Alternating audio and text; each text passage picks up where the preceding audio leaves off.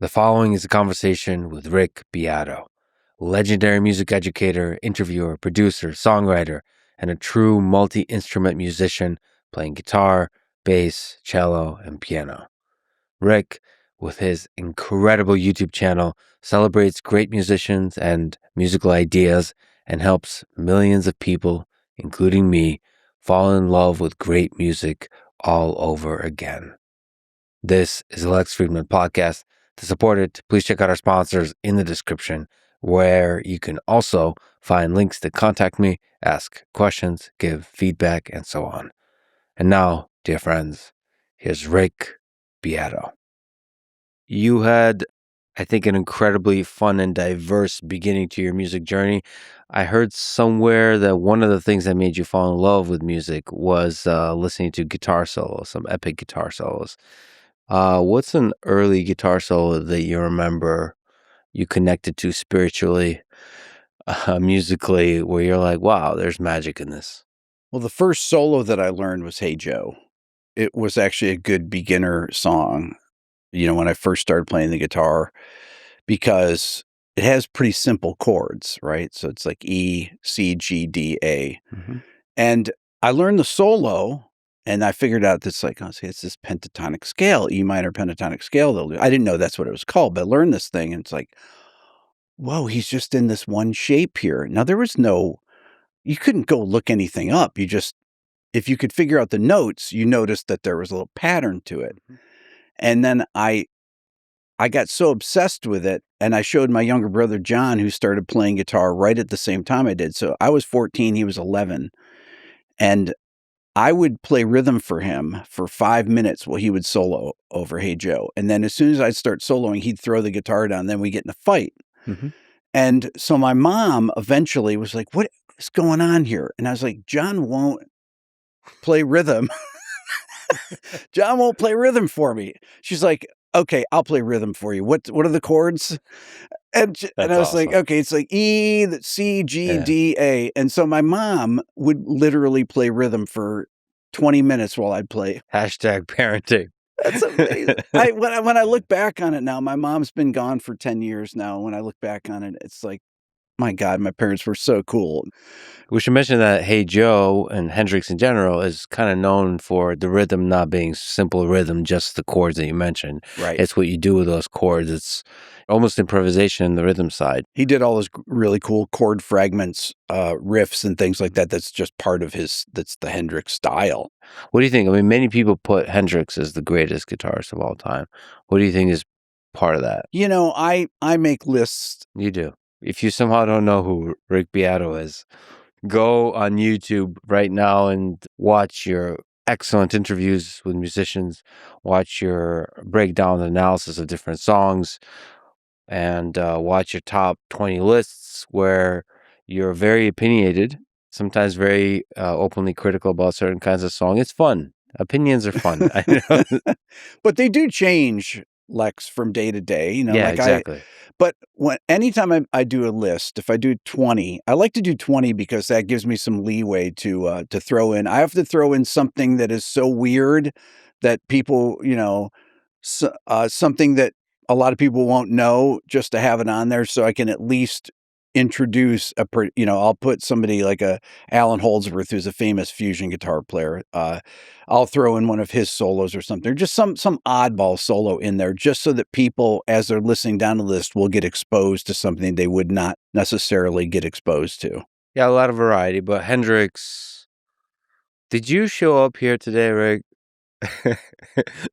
trying to tell me that Hendrix is not up there? I'm getting that vibe right now. No, I'm not. But I don't want to say greatest. You can say, well, there are people that inspire Jimi Hendrix, Mm-hmm. Charlie Christian, older guitar players. Charlie Christian and Django Reinhardt were the first two really big, and Andre Segovia were three of the giants of the 20th century as far as guitar influences for most of the players that were to follow. So here, going to Perplexity, Django Reinhardt was, of course, a jazz guitarist and composer, active mainly in France, and is widely regarded as one of the greatest guitarists in jazz history.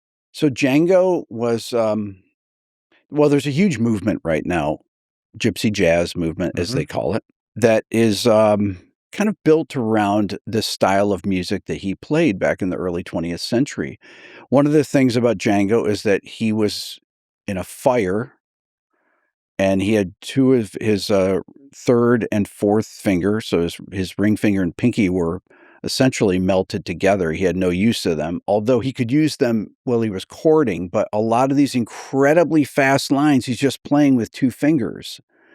And it's amazing.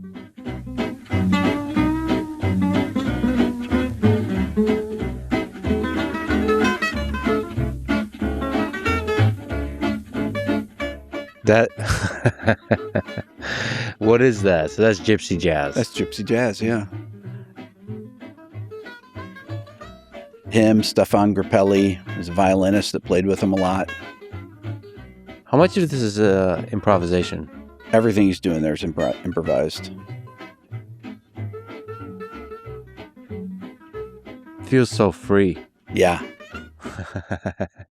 And fun, like swing. And then that leads to, you said pre-bebop. So bebop was the kind of jazz that was also influential on you and your own life journey. And it's this complicated, legendary kind of jazz that was very influential on the music that followed. So what was bebop? Well, after the big bands were happening in from the 20s through the 40s, small people would go out and play in small groups that they would tour with. And Charlie Parker, who's really kind of one of the main figures of early bebop, really developed the language of it.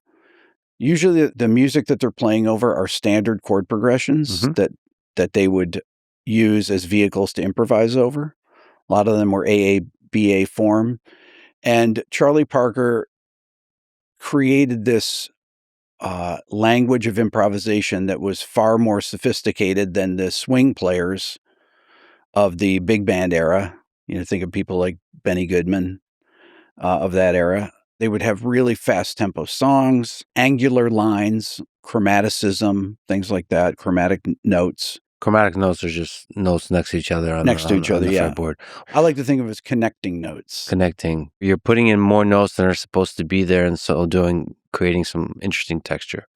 Yeah, so that is one of the most difficult styles to master, because all these things are a language. Yeah. Blues playing, they're all just languages, right? It's like just like you'd learn any type of language. My dad loved bebop. Now, when I was a little kid and he's listening to these bebop records, whether it's Charlie Parker or Dizzy Gillespie or Oscar Peterson, Joe Pass, great jazz guitar player, I'm just hearing this stuff. I don't know any different. My dad was not a musician, but for some reason, he liked incredibly sophisticated music that was very technical. And I just heard it and just was like, oh, yeah, okay, cool. And not realizing that it was developing my ear, because bebop is one of the hardest to improvise in that style, in that language of bebop. It's very difficult to do.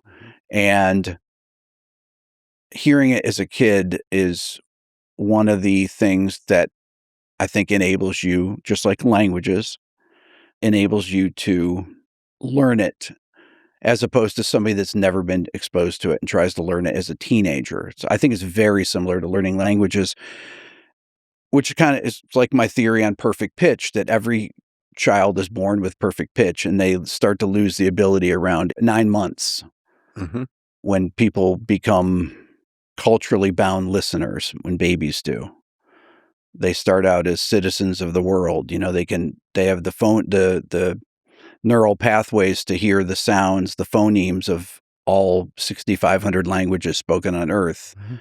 But then around 9 months, they begin to lose that ability. And when they become these culturally bound listeners, there's a great YouTube video with this woman, Patricia Kuhl. She's a language researcher. And I watched this, The Linguistic Genius of Babies. I saw this in 2010, this lecture that she did, like a TED Talk. And she talks about this, that kids, they did an experiment. They exposed kids to Mandarin 3 times a week for 25-minute sessions, just a person speaking Mandarin to these babies. And they were able to recognize the sounds, the phonemes of that language even later on. Mhm. And when I realized that my son Dylan had perfect pitch, I thought, why does Dylan have perfect pitch, but no one in my family had ever had perfect pitch? And I thought, well, it must be because of the things I exposed to him prenatally and then in the first 9 months of his life, because it's the only way I could explain it. We're going to return to Joe Pass. We got to go to Dylan. You mentioned Dylan. I guess it's in part one of the origin stories of you putting out videos into the world is the early videos you did with Dylan, set of videos on his perfect pitch. And for people who don't know, maybe you can speak to what perfect pitch means. It's the ability to identify any note without a reference tone. So you can play, it doesn't matter how quickly they are, that they can, a person with perfect pitch can hear a note and immediately identify it, or a collection of notes. And taking a tangent upon a tangent, you also have a course on ear training. Yes, but my course is for relative pitch, not to Relative be confused pitch. with perfect pitch. Is it fair to say that relative pitch, as far as the thing you would learn, is more useful Yes. for musicians? Yes. Can you explain the difference between the two? Relative pitch is basically learning how to identify pitches relative to a stated tonic or something that you've heard, or just relative to each other. If you hear a note and then you hear another note after it, you can recognize, let's say it's a minor third interval. So if you're on the note A, the next note would be C. Mm-hmm. So once you're given a reference note, you can use relative pitch to identify the relative nature from one pitch to another. And of course, intervals make up scales and intervals make up chords. Yep. And so that if you develop it to any degree, relative pitch, you can understand, you can hear the music better. Yes. So what does it take, since we're taking a tangent on a tangent, what does it take to train your ear? What's a TLDR in the course before people go out and sign up? It's just practice, basically. You start with intervals, typically with small intervals like minor second, major second. So minor second would be a half step, major second would be a whole step. Are you listening to the tone one after the other or two of them together? Both. So played separately, it's called melodic intervals, right? Like a melody. Mm-hmm. And harmonic intervals are played like a harmony together. So you have to be able to identify them both ways. What's an early journey? Like, we'll give people a preview of what they should, like, what does that look like? What does practice look like? Well, my course, it will play you an interval, and then you identify it by clicking on whether it's, a major third or minor third, or major sixth or minor sixth, or perfect fifth or tritone, whatever it is. And it will teach you gradually over time how to recognize all the intervals. So you listen to a melodic interval or harmonic interval. How quickly does the ear, in the various age groups that we humans are in, how quickly does the ear learn the different intervals? Is it a week, 2 weeks, a month, 2 months, 5 years? I think you do it pretty quickly. Within, if you practice within a couple months, you can really make a lot of progress on it if you practice daily. What benefit does it have to you as a musician in general? Well, it's great if you want to hear a chord progression, if you're trying to figure out a song, and you can say, oh, that's going from the 6 minor chord to the 4 major to the 5 major to the 1 major. And you can just identify it immediately. And then you figure out what the first chord is, then you know what the rest of the chords are, because they're in relation to whatever that first chord is. And for learning solos, for example, or learning melodies, being able to sound something out. Now, do you recommend people couple that with music theory in terms of education, the education journey? They have to be taught together because these terms are really music theory, right? Mm-hmm. Those intervals, major second, major third, minor third, perfect fourth. So as you're doing that, and then once you learn the intervals, the 12 intervals in an octave, then you learn them both melodically and harmonically, so played together and separate. Then you learn chords. And so then you learn to identify major, minor, diminished, augmented, suspended chords, things like that. Well, you're basically learning music theory at the same time with that, because learning music theory is just the name of things in music. So there's the sound of things, Mm-hmm. there's the name of things, and then there's the haptic, like playing the thing, Right. probably. So playing chords, playing scales. You have, I believe, a course on scales and on chords. Yeah. Okay, since we're doing the tangent, let's go. How do you recommend people? There's a bunch of people listening to this that are curious about how they can start in playing guitar, maybe even playing piano, maybe playing other instruments. Although guitar, of course, is the greatest instrument of all time. Absolutely. What are the early steps of that journey? What do you recommend people do in general? Well, if you're a beginner, getting a good beginner guitar course and learning, first of all, the open chords in first position. A lot of songs can be played that way. A lot of old songs can be played that way, and maybe not new modern songs necessarily. So learning a few chords and with an eye towards maybe playing a song? Yeah. With an eye towards you learn the chord shapes and you learn how to strum basic patterns to begin with. I think the first thing for learning guitar is actually how to position your fingers so that you don't mute strings that you don't want to mute. Oh, yeah. That's the hardest thing for people to do, basically, is to get their fingers arched to where if you're playing a C major chord, your index finger's on the first fret of the B string, and you have to have that open E string ringing there. And it's hard for people to make those micro adjustments. You take it for granted, Lex, you've been playing guitar for I don't know how many years, forever, right? Forever, yeah. And you don't even think about stuff like that when you're playing a guitar solo. Every little thing that you do, if you're playing your comfortably numb guitar solo, you have to, out of midair, strike the string that your finger's on to play the note. And these are all fine adjustments that you're doing. I'm just a hobbyist recreational player, but wow, you're taking me all the way back. You're right. It's the haptic, the physical aspect of it is really tricky. Comfortably numb is a good example. Though if you do lead, you have to get a super clean sound. Now that's both when you're playing fast, you want it to be super precise, but when you play slow, when you have one note and you're holding it and you're bending it, it better be really clean. And Yes. for that, I guess you have to really place the finger in the right place. Plus there's the calluses, so it doesn't hurt. And then the positioning of the string on the curvature of the finger. Where does it fall? Like, how much do you bend the finger? You have to have enough of flesh on it to actually raise the string in pitch. Yeah. Otherwise because you're lifting it with part of a flesh. And of course, you have to decide, depends how OCD you are. Do you want to be like the proper musician? Or do you want to do a Hendrix? So the thumb over the top. Way over the top, yes. And so, like, if you have a fretboard here, I think the more like classical guitarists, the very proper, perfect, perpendicular alignment of the fingertips to the fretboard, versus like Hendrix is like, fuck it, you nerds.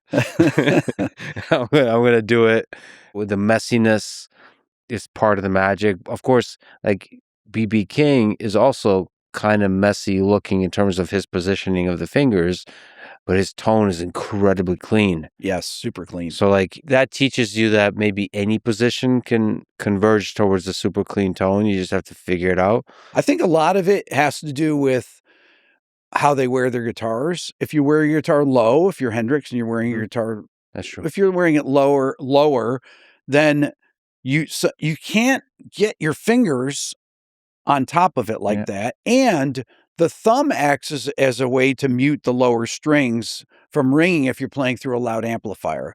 So there's so many other micro adjustments when you're playing leads, because you have to kind of mute the other strings so they don't ring out. Mm-hmm. If you're playing the first note and comfortably numb and the solo at the end, and you're at the 9th fret of the G string and you bend that, if you bend that G string and you accidentally hit the B string under it, you don't want that ringing. So you have to kind of angle your index finger to mute that.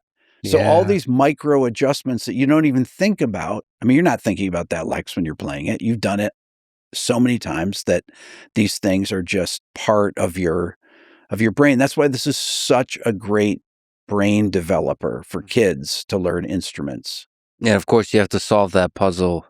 It must be really frustrating in the beginning, like holding a chord. Yes. Like all of them. And it hurts too, right? It does if you're hurt. doing acoustic guitar. Not for that long, though. For like a week. Couple weeks. Couple. I don't want to discourage anyone. It's actually pretty easy to learn basic stuff. Right, but the pain is temporary, I guess, is the point I'm trying to make. It is. So what else? So the physical component, play a few chords. Where does the journey continue if you're learning guitar? Well, then it's like if you play electric guitar, then you get into single note playing and stuff like that. That's where it gets, to me, where it gets really fun.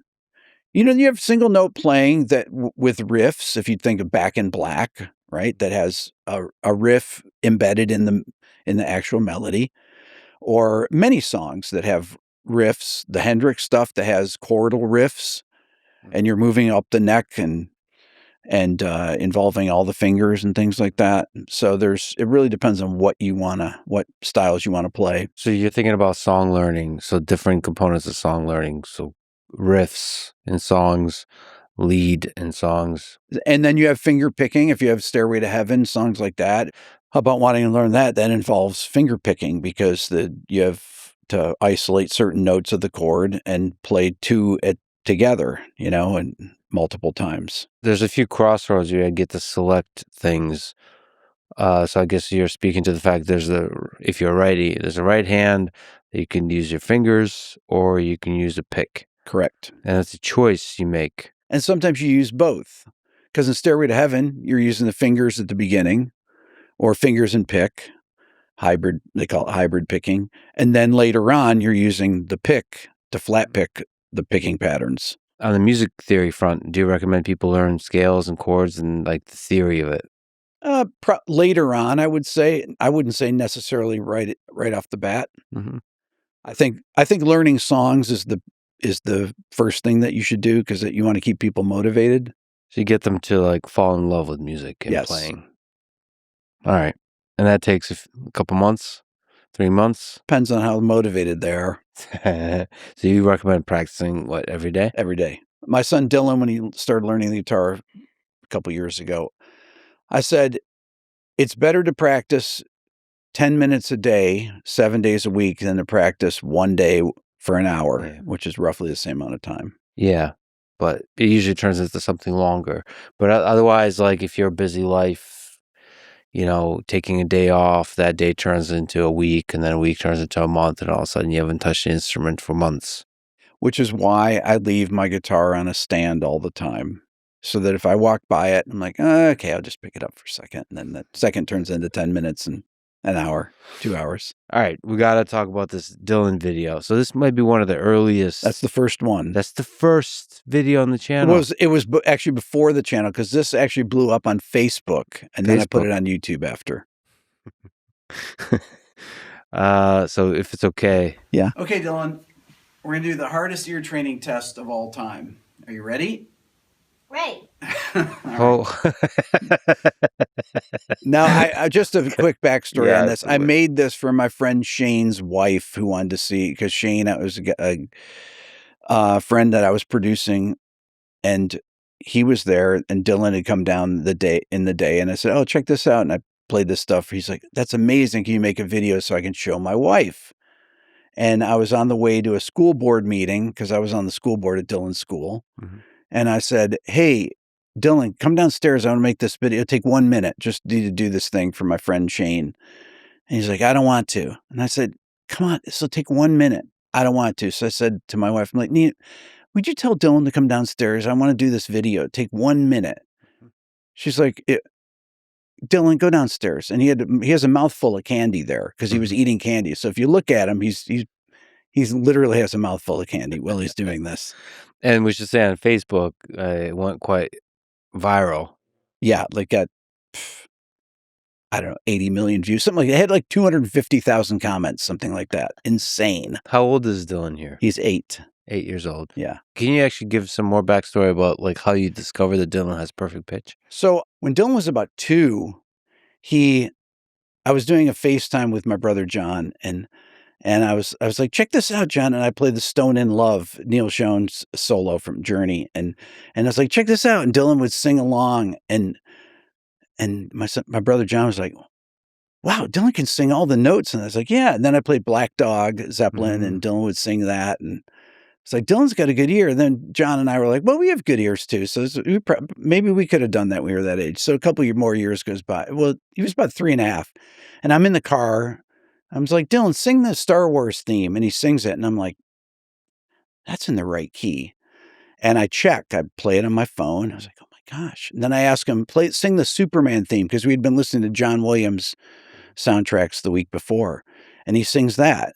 And that was in the right key. And I asked him another song. So I turn the car around. I go back to the studio. I go to the piano. I hit the note B flat. And Dylan says, Star Wars. Star Wars starts on a big B flat major chord, but it's the note B flat is the main one that you hear. And then I played the note G and he goes Superman. And that's the first note in the trumpet part of the Superman theme. And then I realized that he had perfect pitch. And then in 5 minutes, I taught him the name of the 12 notes. Which he already knew, but he just didn't know the names. Oh, so you just associate the names to the thing he knows. What do you think is this in his mind? Because it's not just individual notes. He can like hear everything. Yeah. What is that? He doesn't see colors. He just says every note sounds completely different. Wow. Like you said, maybe it's a language thing. Yeah. There really is he just learned the language. Yeah, the language. It's like perfect. It's like native music fluency, if you think of it like that. So let's listen to some of this. Turn around. Here we go. As fast as you can. We're going to start with single notes, and we're going to do some intervals, then chords. Okay, here we go. A, C sharp, B flat, C, G, A flat. Okay, good. 2 notes at once. Here we go. C flat. Great. How about this? B flat, A. Great. What about this? E flat, A flat. Great. This is incredible. C, B flat. And then how about this? E flat. What is it? E flat. Correct. Oh, he's annoyed. He is annoyed. Yeah. The part of this, when I play these next chords, that's really, I think, why the video went so viral. The next part of this, where I play these super complex polychords. Okay, I'm going to do some polychords for you. These are really going to be hard. You ready? What's this? C augmented over D flat augmented. Okay, sing a B flat. Very good. What's this chord? A flat. Oh, A flat major over A major. Great. Sing an F sharp. Excellent. What's this chord? A minor over D flat major. Great. What's this chord? Yeah, 9 over F major. Excellent. He had 9 over F major, so I had to look at my hand to make sure that that's what it was, because they're all in inversions. So I think the reason that this went so viral is that the more that someone knew about music, the more that they shared the video, because these polychords, so the people that were the best musicians would looked at it and was like, oh my God, it's C augmented over D flat augmented. And the second chord was A flat major over A major, but they were both in inversion, right? So it was like a first inversion A flat major chord, first inversion A major chord. And then A minor over D flat major, and then E add 9 over F major. And for an 8-year-old, I mean, for anyone, plus they're all close voiced, they're all just right next to each other. Yeah. It's not like, where you can hear them clear. It's all in the mid range of the piano. So you have to really listen and you have to he has to dissect each one. Like, what are the notes being played there? And what's the theory? Because he's actually using music theory to dissect them. It must be in his brain, those components of the chords all sound different, like very clearly different. Yes. It's truly incredible. The human mind is incredible. And so you're saying like some part of that is the things you hear in the first few months of life. I did a thing where I played what I call high information music. High information music would be Bach, well-tempered clavier, fugues, anything Bach. And I would play the well-tempered clavier, and I have a friend, Turkish pianist, who's one of the greatest improvisers I've ever heard. His name is Aydin Essen. And I would play Aydin's improvisations for Dylan. It had very sophisticated harmony and linear things in it. and Keith Jarrett, and mainly jazz, classical, and modern classical music. And then we would listen to rock music once he was born. I'm talking on my wife's stomach before Dylan was born, starting at 15 weeks for 30 minutes a night. And then when Dylan was born, I would sit with him for an hour every morning and listen to music, and I would look at him. In order for for them to hear these phonemes, apparently, and develop this language, or get the language acquisition, has to involve the social brain. So when kids look at you, when a baby is looking at you, they're looking at your mouth, and they're getting social cues from that. And this is also another component of saying, this is where this word stops or starts and stops. These are how the phonemes are separated from one another. These are how they're connected. So I believe that all kids are born with perfect pitch, and then around 9 months, they begin to lose it if you don't engage their social brain, making these pitches. No, I never played pitches for Dylan and said, this is a C, this is a B flat, this is a G. I just played complex, high information music for him, and played with him. And that applies maybe even more generally to high information language. Yes. And it starts before they're born. I think I saw some of these incredible scientists that work on the neuroscience and neurobiology, the psychology of language in early life. I think a big part is in the mother's stomach, you're listening to the mother speak. Yes, that's right. So like that's how, on the language side, you're picking up the language already. That's right. And you're picking up the musical language. So native music fluency, you could call it. So if the mother's sitting back and listening to Bach and some bebop jazz, you have a pretty good chance. Much better chance. Okay. All right. So that, as we unwind our way back, Joe Pass and bebop, you were funny enough talking about what is bebop jazz, and people like Joe Pass, and in your own life, your dad was somehow listening to that kind of incredibly complex and sophisticated music, but wasn't a musician, which was very weird. I have 6 siblings, and we could never figure out why Dad liked really sophisticated jazz. We just took it for granted at that time. Yeah, just took it for granted. And my dad passed away in 2004, and we never really talked about that, but he and I used to listen to music together all the time. We'd put on a record. I'd sit on one side of the room, he'd sit on the other, and not say a word, listen through the whole side A. I'd go flip it over, listen to side B, never say a word, and then get up and go do stuff. And we did that all the time. And so the first time you impressed your dad was with the Joe Pass song, right? And by the way, we have to go to this song because people must have forgot, because people just think you're like a good communicator or something. They don't realize how good you are at guitar, how good you are actually a lot of instruments, but guitar especially. And there's this video, the greatest guitar solo period. Can you give me some context for this particular intricate, complicated solo? Who's Joe Pass? Joe Pass was a guitarist. He lived from 1929 to 1994. And he was one of the greatest bebop players and solo guitar players. So he made a record that this is off of called Virtuoso in 1973 that my dad gave me for Christmas when I was in 10th grade. And he said, and this is not like my dad worked for the railroad. He was very, few words spoken, born in 1919. He said, if you ever learn to play guitar like this, you've accomplished something with your life. And I was like, what? So this record was unopened until about March after Christmas. And one day I was like, okay, I'll open it up. And I put it on. I start listening to it.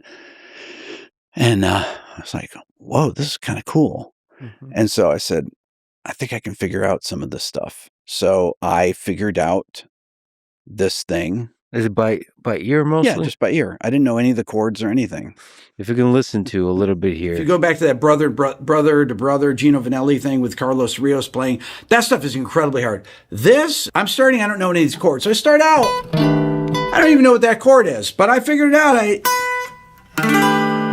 And it's weird. I mean, look at that weird bar. So you were just finding Like playing around with putting your fingers Yes. on the various positions. Right. But trying every combination of fingers. I'd never played that chord. It's a weird looking chord. Yeah.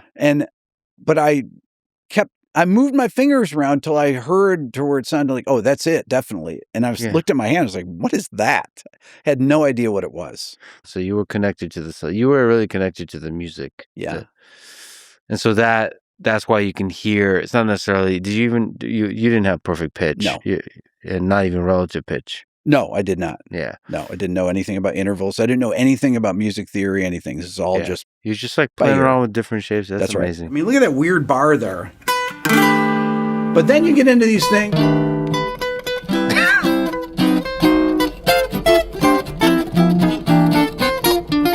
So that stuff there, I could figure out. And then this. That stuff I could figure out. And then these things here, those are just inversions of it. But I didn't know that. I had heard Joe play that on the record. This is the last song on there. I listened to it a bunch of times. And So you just replay over and over and over and over, and you're like trying to replicate it. Yes. And I'm memorizing every different chord shape, all chord shapes that I had never played before. Would you recommend people do something like that on a really complicated song? Yeah, but there's so many YouTube videos that you can go and just learn it without having to. Yes, yeah, I would recommend. I feel like the struggle is where it's at. This is true for education in general. People, like, there's all these educators that try to make learning easier and more fun and all that kind of stuff. Great, wonderful. But part of the thing is the struggle. Absolutely. But yeah, let's start hearing there's you're nuts. I heard licks like that all over this, so I knew that was. And then these licks here, he plays a lot of ideas like that. That's basically a C9 chord in the top notes of it. So all these are just inversions of the same chord. So if I could play that, then it's just figuring out the single notes, okay? So.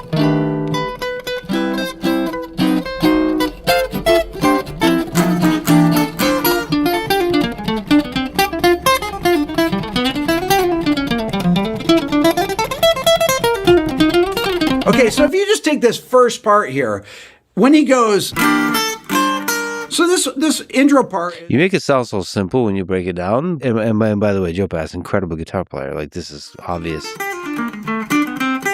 And he improvised all this. He could have played it like this. But, you know, the first was the individual notes. Ooh, that's hard. Maybe he's playing like that. That sounds more realistic.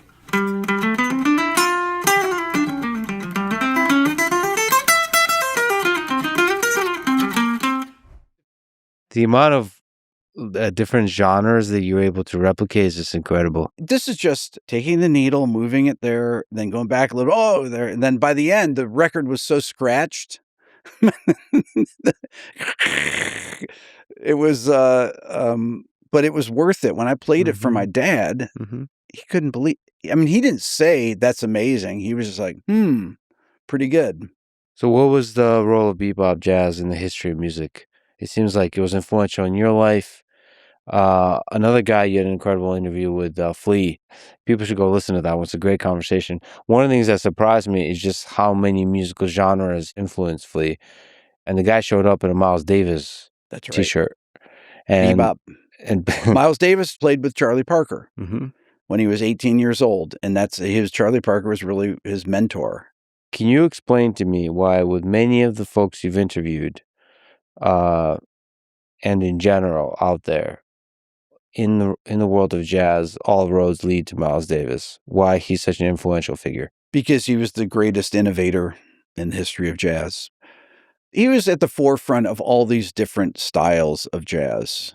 I mean, he started as a bebop player, and then you had records like the Birth of Cool and modal jazz and hard bop, and records like Bitches Brew, where he started to, I guess you would call fusion. You start to get these records. You had two main groups of Miles Davis. You had the Miles Davis 50s quintet and the Miles Davis 60s quintet. Mm-hmm. Now, Miles made records with many people, but the 50s quintet had John Coltrane in it. It had different piano players, could be Wynton Kelly, but Paul Chambers in the bass, Philly Joe Jones in the drums. And that particular group was made just incredibly important records. And then he had his 60s group, which was Herbie Hancock on the piano, Ron Carter on the bass, Tony Williams on the drums, and Wayne Shorter on the saxophone. And they made all these incredibly important records. I forget who said it in an interview with you, but they talked about like Miles Davis, his music feeling like I think toes hanging over the cliff or something like this, meaning like there's always a risk, there's a danger that you're willing to make to fuck it all up live, and that feeling is what creates the aliveness of the music. Like, can you speak to that? Just the creating in the music, the feeling like you're on the edge, like you're challenging the possibilities of what can happen, and it all can go to shit, and because of that, it feels alive. Well, when I interviewed Ron Carter that played in Miles's 60s quintet, I asked Ron, because Ron did records, he played bass on 2,200 famous records. And I said, did you guys ever rehearse with Miles? No, never. I said, so what we do? He goes, we just show up at the studio and he'd have the charts, put them on the stand, and we would we just roll. Mm-hmm. And I said, would you listen to it after? No. And I said, well, what about the live records that you did when you'd record at clubs and things like that? He goes, we never knew that we were recording.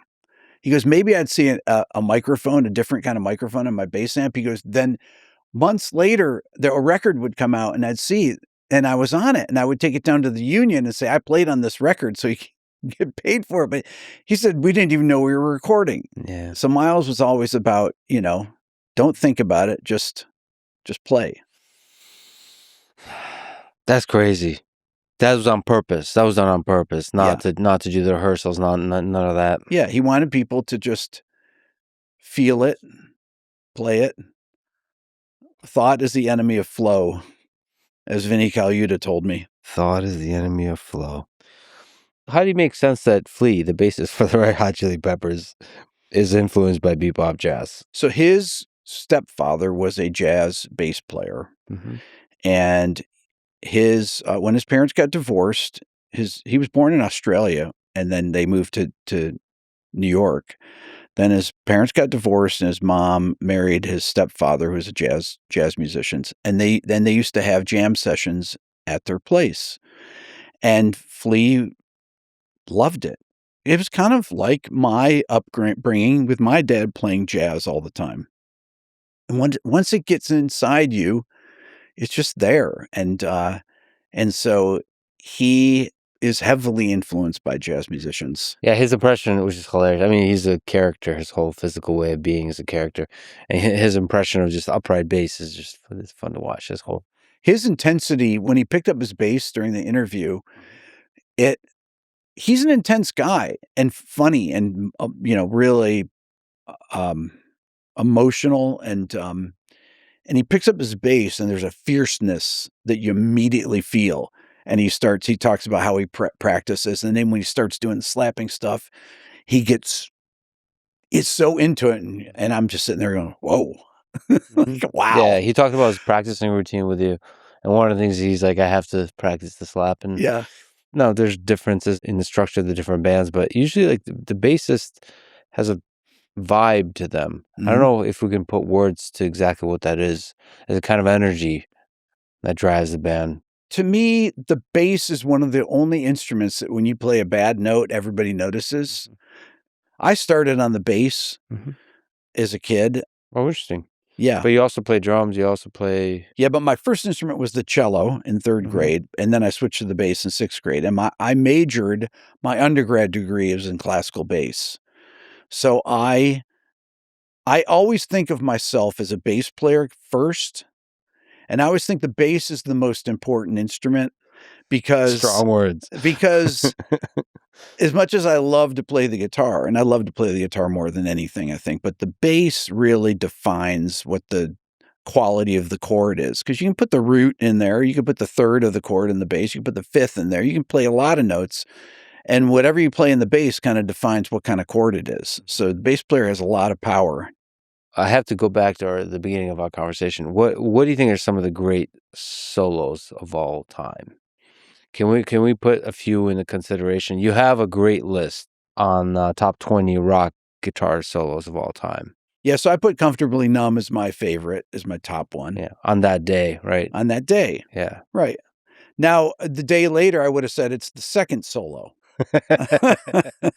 Okay. But I did the first solo because nobody talks about that solo, and that Yeah. solo is equally great. And when David Gilmour, when I played it for him and we talked about it in my interview with him, it was just to watch his face when he listened to it was incredible. I mean, I'm thinking to myself, it's like, I'm sitting with David Gilmour and he's listening to Comfortably Numb and he's hearing it.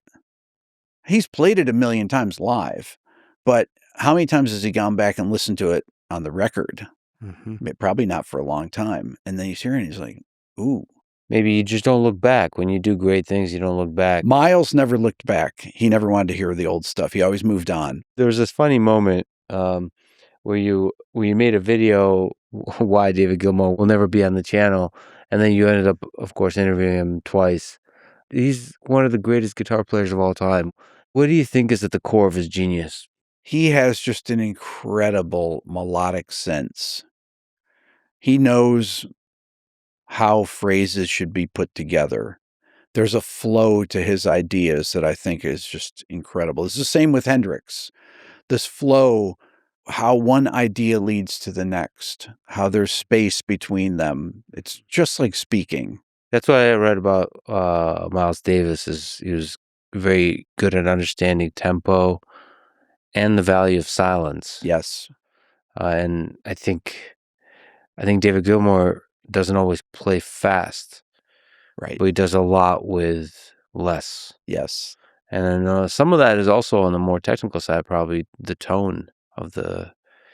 I mean, he's one of the most uniquely recognizable tones in all of music. Yes. What do you understand about what it takes to shape the tone that is David Gilmour? He has a very sophisticated setup for his tone. And that was one of the things when I went to his studio. And I said to him, so David, is there anything I'm not supposed to see here? I mean, he never sits down and shows people his gear, and he laughed about it.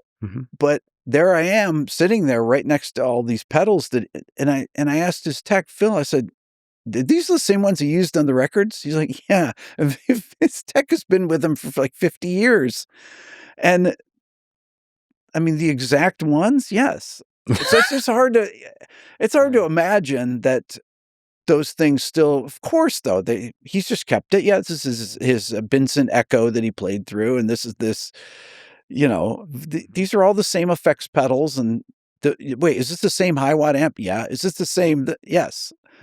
Yeah, you get some new stuff, but they keep all their own gear, and that's I mean, he does sell his guitars for charity, but like he has a black Strat that it's a signature version. It's like an exact copy of his old one. So to him, it sounds exactly the same, plays the same. Well, of course, they converge towards that kind of hardware, but there's so many tiny details over the years. You see the final result of it, but there's a journey there of exploring. And of course, he's not doing any soft, like no emulation, no amp. He does do emulation, actually. He does. He has this thing, and I asked him in the first interview about this. There's a little rack thing that I had heard that he used, but I asked him for sure. It's called the Zoom 9030. I put out a short where he talks about it. I said, so that Zoom 9030, is that a real thing? Because I've read about it. He's like, yeah. And he talks about how when he's sitting there recording on his own, and he runs Pro Tools himself, and so he'll be sitting there. There's no one there to help him. And he's like, I'll just plug into this thing, and then he'll play a solo with this model. It's like a kind of 90s early modeling thing. And he'll play a solo, and then after a while, you hear the solo, and it's like well, I'm not going to replay that. That sounds great. You get used to the sound of it, and that's what it is. So people always talk about, oh, well, he couldn't have used that. He's recording through an amp, and because it sounds great. And then he's like, yeah. So that's what I use. And then I have the video of it right there, and it has his presets, DG1 and DG2 and, whatever. What's your process for preparing for interviews like that? You've done a few legendary people. I never prepare for interviews because I ask people things that I'm interested in knowing. So just letting your curiosity just pull you forward. And I can think of 100 questions to ask David Gilmour. But I always ask my questions based on what they say to me. Yeah. So, but I do make a playlist of songs that I want to talk about. Mm-hmm. So that kind of guides me, is that because I want to make sure that there's specific things that I need to play so that you can jog his memory.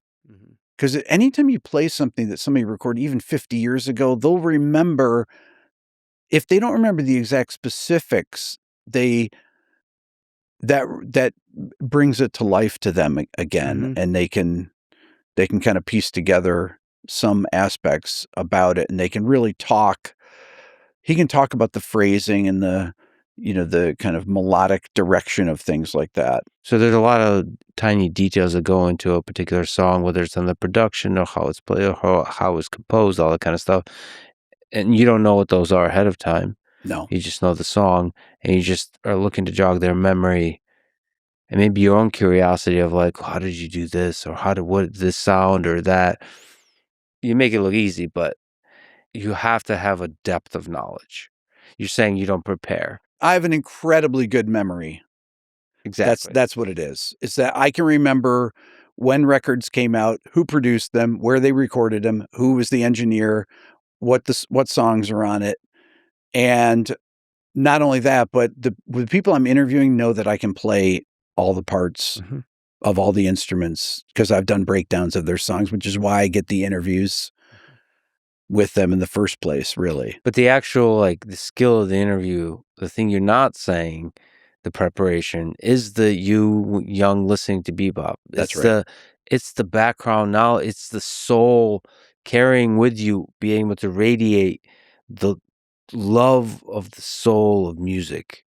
I will say this, Lex, is that the other thing is that most of these people have a really good sense of humor.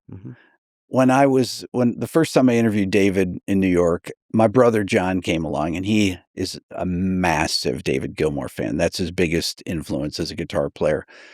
And so he said, "You're interviewing David Gilmour? Oh, I'm coming." I was like, "All right, come on down." So my brother John's standing about 5 feet away, and John is a sales guy, but he great guitar player. So John's like, I was like, "This is John. This is David. This is my brother John.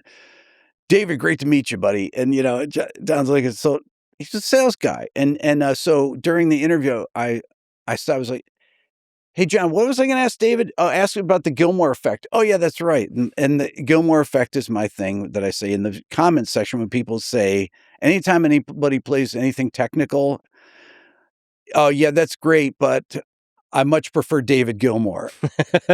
And so I always call it the Gilmour effect. Anytime I have Yngwie Malmsteen, anybody that has chops that I interview, the negative comments are always, "Well, I prefer David Gilmour." And I said that, I told David that. He's like, "Well, maybe they should keep their opinions to themselves." Yeah, a lot of these folks have really wonderful personalities with a trusted person to be able to reveal that personality. So Comfortably Numb at the top on that day. What else is up there? Stairway to Heaven. Hey Joe. What in that list, your top Hendrix solo was Hey Joe. It's the first guitar solo I ever learned, so I had to put it on there. So I don't necessarily do these I do those in kind of how important they are to me and my development. So there's always a biographical component to these lists.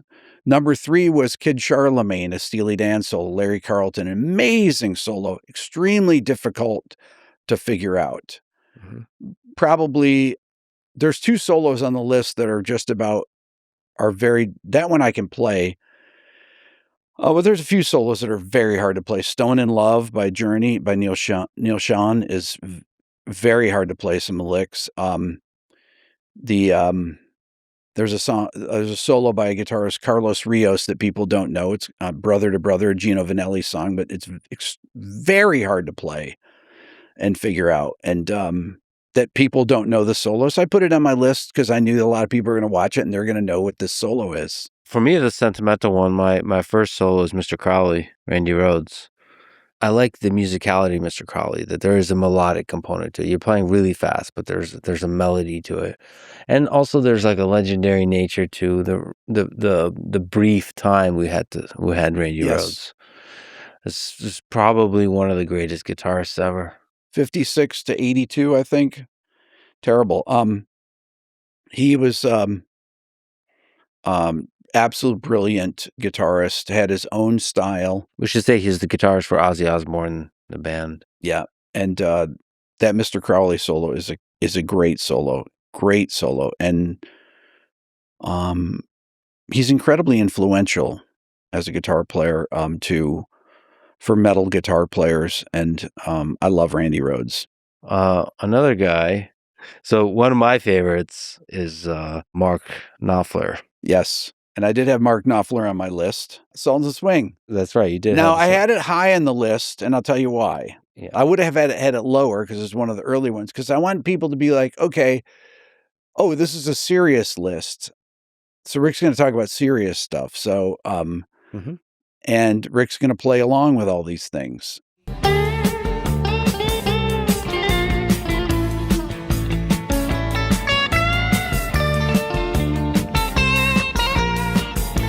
So I wanted to kind of state that at the beginning of the video. I mean, I made the video in one day to do 20 solos. I think I played 19 of them, but the heart solo that I had on there, Nancy Wilson, I played the video of. And I tried to get a couple of my friends to play the Ice Cream Man Van Halen solo. So I called Dweezil Zappa, and I was like, Dweezil, can you play the Ice Cream Man solo? I'm making a video about it. He's like, oh, I'd have to practice that. And I called my friend Phil X, who's an amazing guitar player, and he's like, no, I'd have to practice that. I was like, come on, man, can't let me play Ice Cream Man?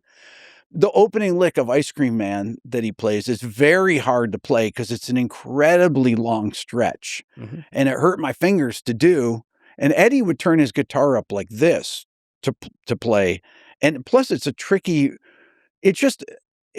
rhythm. And it's such a big stretch. It's like, man, I can't, that hurts my hand. I just love that that's the Van Halen solo you have. The top 20. See, I have to do some. Yeah. There's so many Van Halen. My God, it could be, I could pick 25 different Van Halen solos. But to me, I mean, there really is nobody like Mark Knopfler. I mean, there's this unique guitarist. There's something about his tone.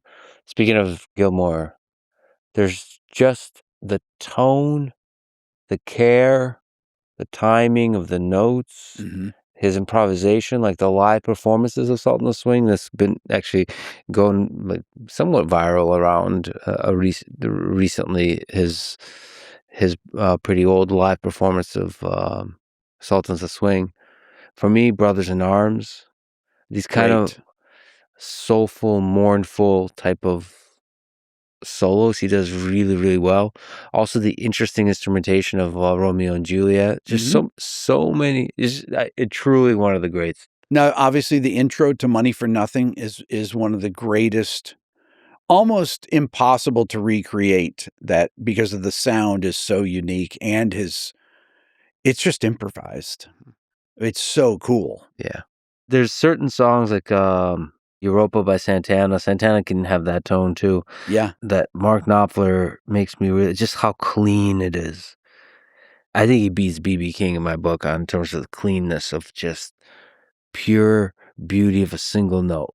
It's like a power of a single note. I don't know anybody who beats Mark Knopfler. Well, that thing about being able to recognize somebody from a note. Yeah. You know? Yeah. When I hear Brian May, I can immediately recognize it's Brian May. It's incredibly melodic, the tone that he has. Gilmour, Hendrix, everyone that we're talking about, Van Halen, it's just, they have that one note. It's like, oh, I know who that is. And that's why we're talking about him. That'd be funny. That'd be a good video. B.B. King, you hear one note. As a test of like how quickly can you recognize just a solo starts playing? That's a great. I'm going to make that One video note. tomorrow. Lex, I don't know. the day after tomorrow, you'll see it. I would love to see that. Can you recognize these players by one note? By one note. Yeah. I think we're being a little too aggressive with that. I think you need like 2 or 3 or 4 or 5 I notes. guarantee you. So I was going to do a video last week where I was going to play songs in reverse. Okay. See if you can recognize these songs in reverse. And I had my 2 assistants come in. It's like, do you know what song that is? They're like, oh, that's Adele. Like, what? Then they're like, oh, that's Nirvana. Instantly they could recognize, like, well, that's not worth making. I said, yeah, it's so obvious. You hear the tone of the voice backwards, forwards, it doesn't matter. You know who it is. Okay. So it's about the tone. Yeah. How could you possibly know from a single note? I guess Van Halen you can. One note of B.B. King's vibrato you could know. What I'll do is I would separate the guitars. I can actually separate the tracks, and I'll just play one note. You think you can, from a single vibrato you can know it's B.B. King? Yes. Well, we'll see. Put it on record. I'm skeptical. I'll do 20 of them. Can you recognize these guitarists from a single note? Could you recognize Stevie Ray Vaughan? Absolutely. Versus Eric Clapton? Yeah. All right. You might be right. Quick 30-second thank you to our sponsors. Check them out in the description. It really is the best way to support this podcast. Go to lexfridman.com/sponsors. We got UPLIFT Desk for my favorite office desks, BetterHelp for mental health, LMNT for electrolytes, Fin for customer service AI agents, Shopify for selling stuff online, and Perplexity for curiosity-driven knowledge exploration. Choose wisely, my friends. And now, back to my conversation with Rick Beato. What do you think is the best Eric Clapton song? One of the things we haven't mentioned so far is the importance of lyrics and maybe meaning of the song and what it represents. So in that sense, Tears in Heaven. Well, the story behind that is heartbreaking. And then I personally really love the sound of Wonderful Tonight. That's a great song. That's one of my favorite Clapton songs. And as I was like listening to it, just doing a whole personal journey introspection, knowing that I'm going to talk to Rick Beato, I was listening to just a bunch of songs. And I learned, it's embarrassing that I didn't know the stories behind the music, but I learned that Eric Clapton was married for a decade to the same woman that George Harrison was married to. And that this woman was the muse, the inspiration for like so many of the legendary songs of rock, including Wonderful Tonight, including Layla, and including George Harrison's Something. Yeah. Legendary song also. The same woman. Is she the greatest muse in rock history? Probably, yes. This is great. So in your interviews of musicians and producers, I think the thing you're ultimately fascinated by is the process, the recording, the production, the songwriting, the different elements of the process. So, are there examples of different things that stand out to you from all the interviews you've done? And by the way, all the recording and production you've done yourself. So on the recording front, on the production front, on the songwriting process front, just things that pop into memory. When I've interviewed the guys that are the producers, like Rick Rubin, Daniel Lanois, Brendan O'Brien, Butch Vig, the thing about producers, as opposed to people that are musicians, if you're a musician, even if you're David Gilmour, you do a record and then you tour and then you do another record, maybe years go by.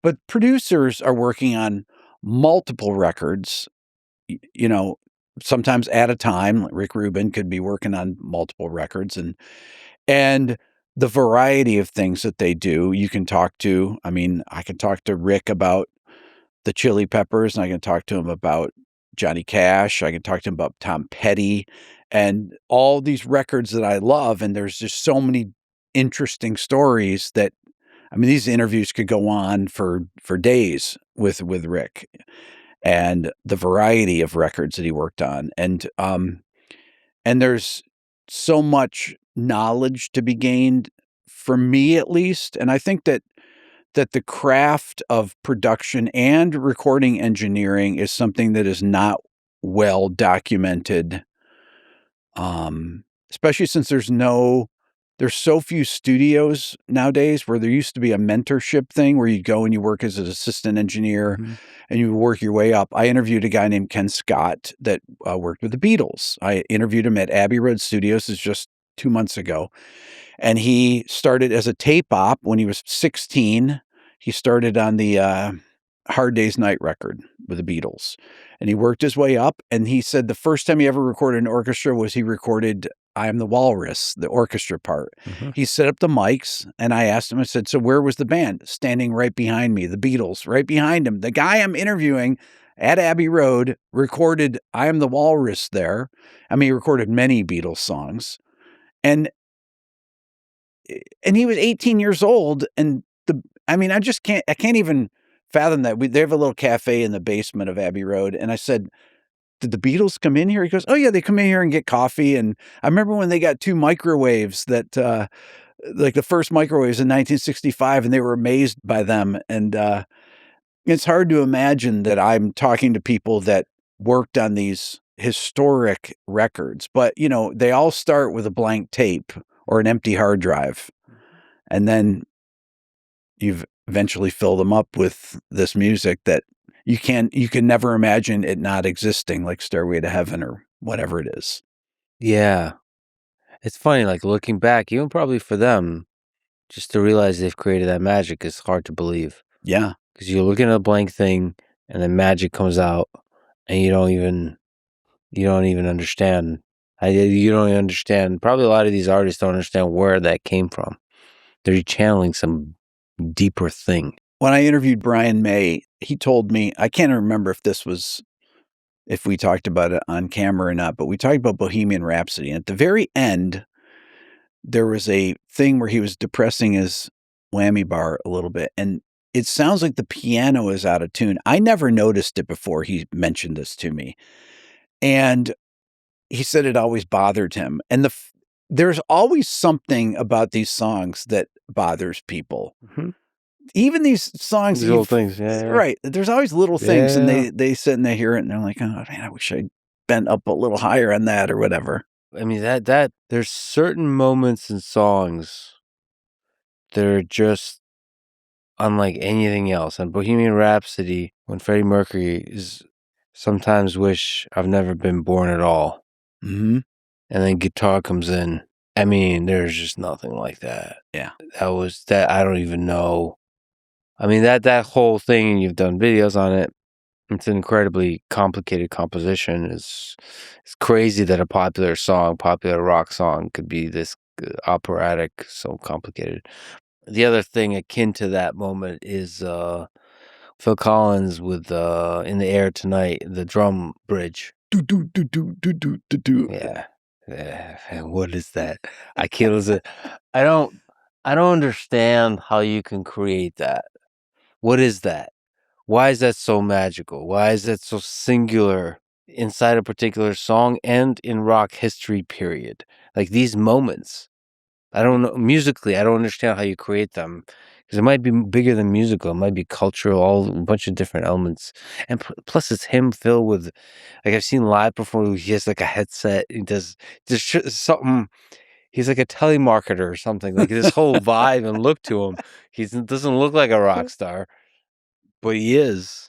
Those are hooks when you think about it, right? It's like, it's as much of a hook as the chorus of the song or any song.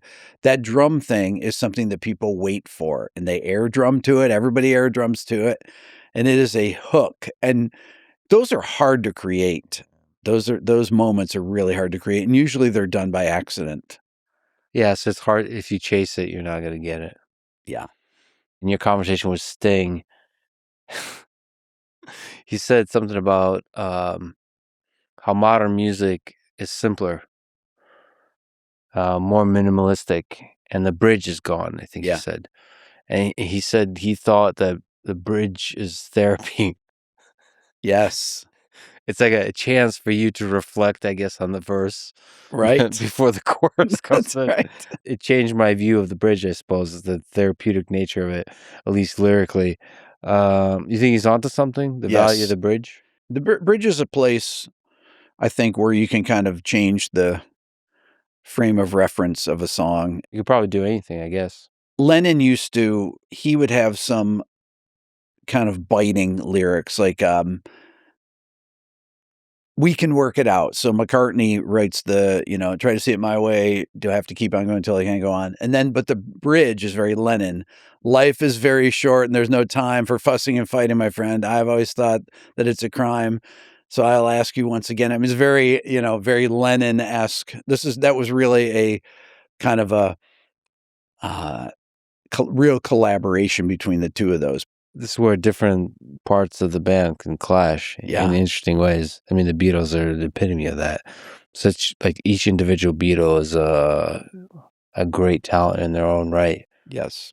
How were the Beatles able to create some of the greatest songs of all time, all before they turned 30 years old? I have never been able to figure that out, but I have a theory that because I have a theory. Because PA systems were so bad back then, and the Beatles, people screamed so loudly that the Beatles thought, okay, we can't tour anymore because we can't even hear ourselves. So we're just going to be a studio band. And maybe because we have all these great late Beatles records are from 1966 on, just because they had bad PA systems. Mm-hmm. And they had no monitors. They're in Shea Stadium. Mm-hmm. People are screaming so loudly they can't hear themselves. They're like, okay, forget this. We can't tour. We'll just make studio records. So that's what they did. And in that 1 year, like from August 6, 1965, they put out Help. Then in December 3rd, they put out Rubber Soul of 65. Then August 5th, they put out Revolver. So within 365 days, they put out 14-song records. So they wrote and recorded 3 incredibly important records. So they were in the studio. It's like working out. They're practicing their craft every day, writing songs, trying to outdo the other ones. And so you had the perfect thing of 4 supremely talented musicians, songwriters, singers, and then the best producer you could possibly have, George Martin, and it was just a perfect storm. I think that when I would talk to friends that would just play in local clubs and they'd play 4-hour sets 5 nights a week, and they never lost their voices because they're always working those muscles. Mm-hmm. And same with the Beatles. They were always in the studio singing every single day, doing takes. And I think that was part of it, at least. But you also have this theory that, that the greatest productivity that musicians have is before they turn 30. The greatest sort of creative genius that can come out of the human mind musically is before the age of 30. Well, I think it's the same in mathematics as well. You have this fluid intelligence versus crystallized intelligence. Mm-hmm. Fluid intelligence up until you're about, in your late 20s, 30 years old, and then crystallized. So you're using the crystallizes, you're using your life experience to write things. So you'll find that composers, Bach, Beethoven, Mozart wrote their most important works at the end of their lives. Beethoven, the late string quartets, the Ninth Symphony, things like that. So they have a whole lifetime of experience that lead up to this, and they're not improvising, but things for improvising, writing pop songs, and that I think when your mind is really most active and your brain processing speed is at its pinnacle, that this is just my theory, that people can come up with those kind of ideas. Same with improvising. I think that most jazz improvisers, not all, but most, do their best improvising before age 30. Creating something new. Yes. Truly novel. That requires youth. That's just a theory, though, but it seems to apply. What do you think about the 27 Club? A bunch of the music greats died at 27. Hendrix, Brian Jones, Jim Morrison, Janis Joplin. Amy Winehouse, Kurt Cobain. Kurt Cobain, of course. A big part of music history is linked to drug history. Mm-hmm. LSD, coke, heroin, weed, Smoking. smoking. I think about this a lot. If you go back and you watch videos, the Beatles, any of their movies, they're smoking all the time. The Get Back documentary, they're smoking constantly. Go watch any of the MTV Unplugs, Nirvana. Kurt Cobain is smoking every second that he's not playing. He's smoking. Every singer smoked. Every musician smoked. Nowadays, I asked my son Dylan, does anybody smoke at his high school? He's like, smoke? Nobody smokes. He's thinking it was an absurd question. And that was part of culture. Yeah, it was for everybody. I mean, that was a big transformation over the past 20 years that just everybody stopped smoking. But I don't think smoking has the kind of hard negative effect that we're talking about. I mean, I almost would rather have them smoke than some of the other hard drugs. Maybe smoking distracts them from the hard. I mean, heroin and coke. I mean, those things really, and alcohol, unfortunately, can be easily abused. I think it seems like it's the life of a musician.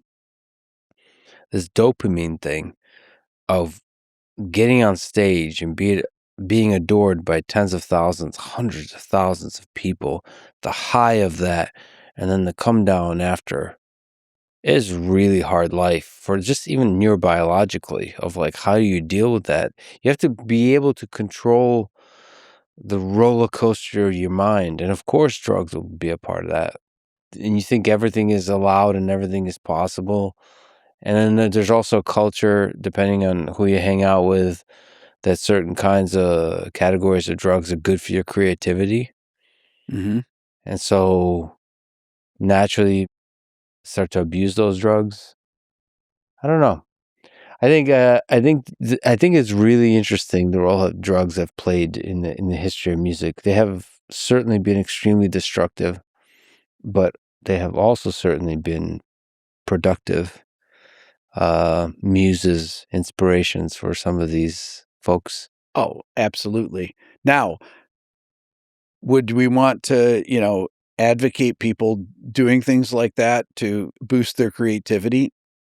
No. Well, I wouldn't, but just like smoking, which I think improved people's voices. I mean, really, the raspiness of it. Yeah. This is the reason that so many of these, virtually every famous singer, Mm-hmm. no matter what genre of music, jazz, soul, rock, they all smoked. Nat King Cole. Yeah. Miles Davis too? Everybody smoked. Miles was a heroin addict too. I mean, so many jazz musicians. But Miles had a sound to him. You're right. I mean, smoking must play a gigantic role to that, adding some complexity to the voice. Yes. Yeah, some richness to the voice. Nat King Cole, he smoked, I think, 4 packs a day. He died of lung cancer. Lot of heavy smokers, those singers. Frank Sinatra, heavy smoker. McCartney was a heavy smoker. Lennon, all those guys smoked. Yeah, it's hard to know chicken or the egg, but I certainly wouldn't recommend doing drugs as a way to get better at music. No. But, it does seem to go hand in hand. And some of it has to do with the period, with the time period, with the place. Because sometimes it's part of the culture. The druggies, like you're saying, smoking. If you're smoking now, that's going to be a very different experience than smoking 10 years ago, 20 years ago, 50 years ago. It's a different vibe.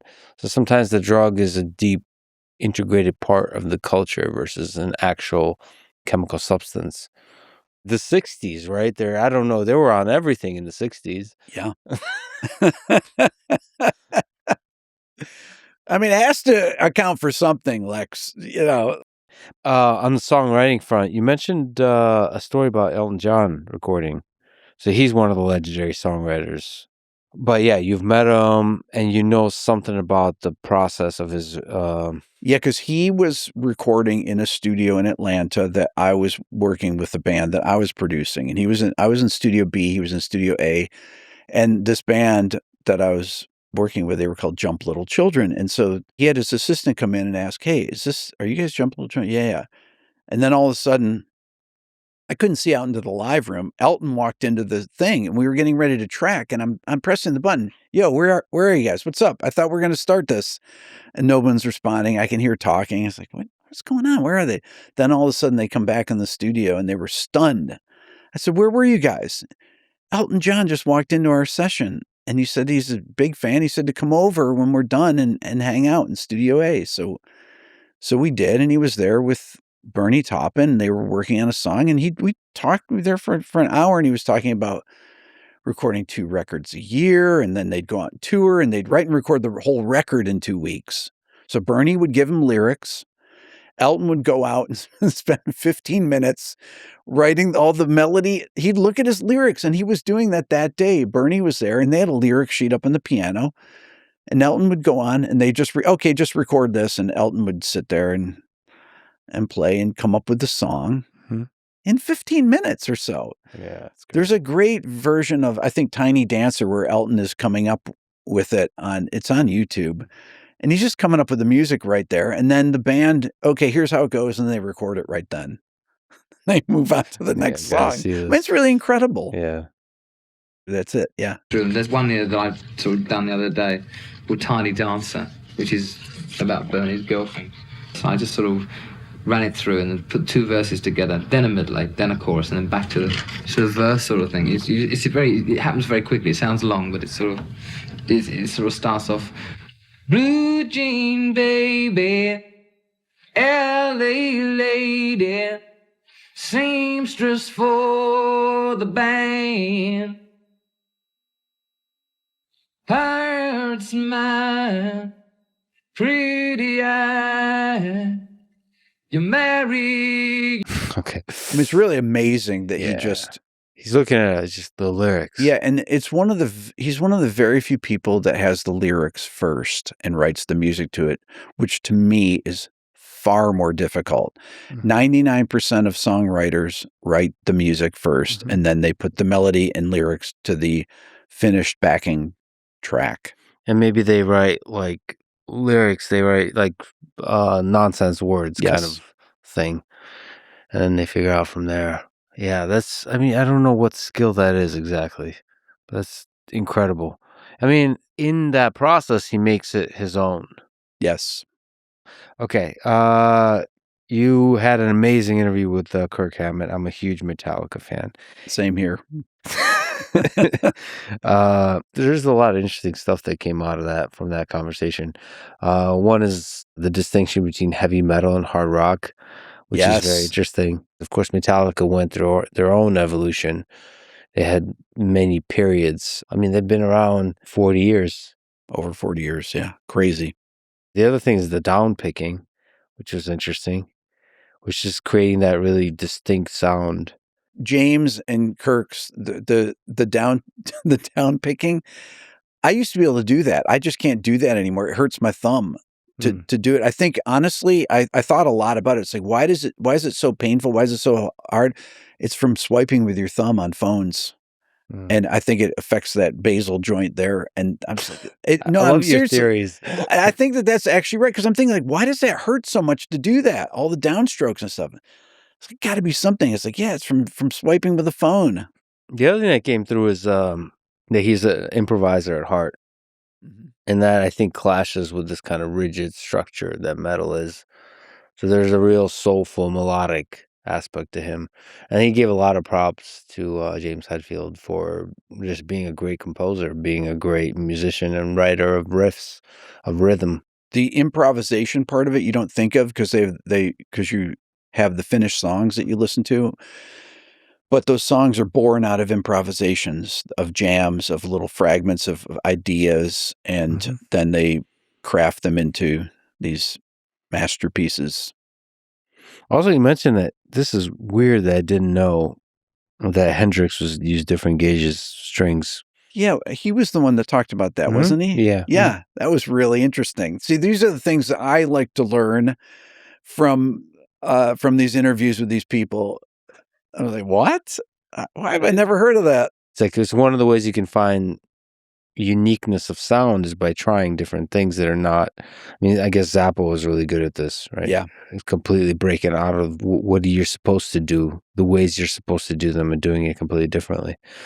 You often ask musicians what their perfect song is. First of all, it's an interesting question. What is a perfect song? Like, one surprised me is Hans Zimmer said, "God Only Knows" by the Beach Boys. I was surprised by that too, but I thought it was like, yeah, okay, that's a perfect song for sure. The first interview I ever did was with Peter Frampton in 2018. And I asked him in that interview, what's a perfect song? And he said, Whiter Shade of Pale. And I was like, ooh, that's a great song. And then I thought, I'm going to ask that to people just to see what now people are prepared if I ask that. But it's like they're willing to go out on a limb and say it. Yeah. Like, if you ask me, I don't even know. I guess you just say it, whatever, right? Like, what would I even say? What's a perfect song? Yeah, I would go, see, I feel the pressure. Right? Because the problem is, the reality is, it changes day by day, like minute by minute. I would probably, I'm sorry, but I would have to go Mark Knopfler. And I would probably go, is it really cheesy to say the obvious thing? I would go Sultans of Swing. Even though, like, I'm tempted to say Europa, but then, like, Sultans of Swing hits on so many levels because Yeah. it's got a great melody, great lyrics, and then multiple great guitar solos. And it has Yeah. such a unique sound to it. The other thing is that it sounds very different from other Dire Straits songs. I mean, that's like early Dire Straits Strat tone. And then you think of like Money for Nothing is a Les Paul, and it's a totally different kind of vibe than him playing on Sultans of Swing. But that song's amazing. Plus, it's about music. Yes. So it's like there's a meta aspect to it. But then there's also, like, we're talking about this guitar stuff, but Leonard Cohen, Hallelujah. I mean, Leonard Cohen in general, like these songwriters that go super simple on guitar. Mhm. And it's just, what's that called? Singer-songwriter type. I told you off mic, one of my, maybe the music guest, that's a dream guest, is Tom Waits. I've wanted to talk to Tom Waits for a very long time. And I've gone through different periods of, you've met me at a point in my life where I've given up on it a little bit. That's when it's going to happen. Okay. Once you give up on it, it's going to happen. Yeah. Why Tom Waits won't be on your podcast. Exactly, dude. This is my moment. Tom, come here. Let's do it. I want to see it. I'm such a fan of, like, the Zappa, like, artistry on the musical front, which Tom Waits has, but I'm a sucker for great lyrics. Lyrics to me is such a big part of great songs. And he's another example. He has a song called Martha. It's about a love story that didn't work out, and it's an older man calling the woman that he was in love with, and basically reminiscing about, like, time, thinking about, like, what would have happened if it worked out, that kind of thing. And then, I love that song for a long time. And, at some point I found out that he wrote that when he was in his early 20s. And you realize it's similar with the Beatles. Like, these guys somehow are able to capture the human condition so masterfully. And they're kids. Yes. I don't get it. I don't understand it. I can't speak for Tom Waits, but in the Beatles case, they went to Hamburg. They spent time on their own. They played cover gigs that were 8 hours long, and they lived. Yeah, they've lived. They lived life. Yeah. It's not like kids today. Now you're on a porch.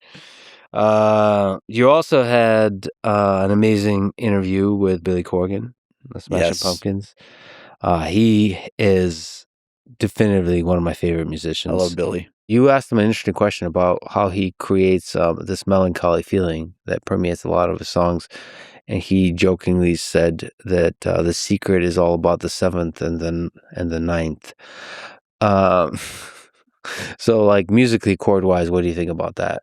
You think he's onto something? He's talking a little music theory there. Yeah. 7th and 9th over the chord that he's playing. So if you're playing a C chord, he's singing a B would be the 7th, D would be the 9th. And he does use a lot of those notes.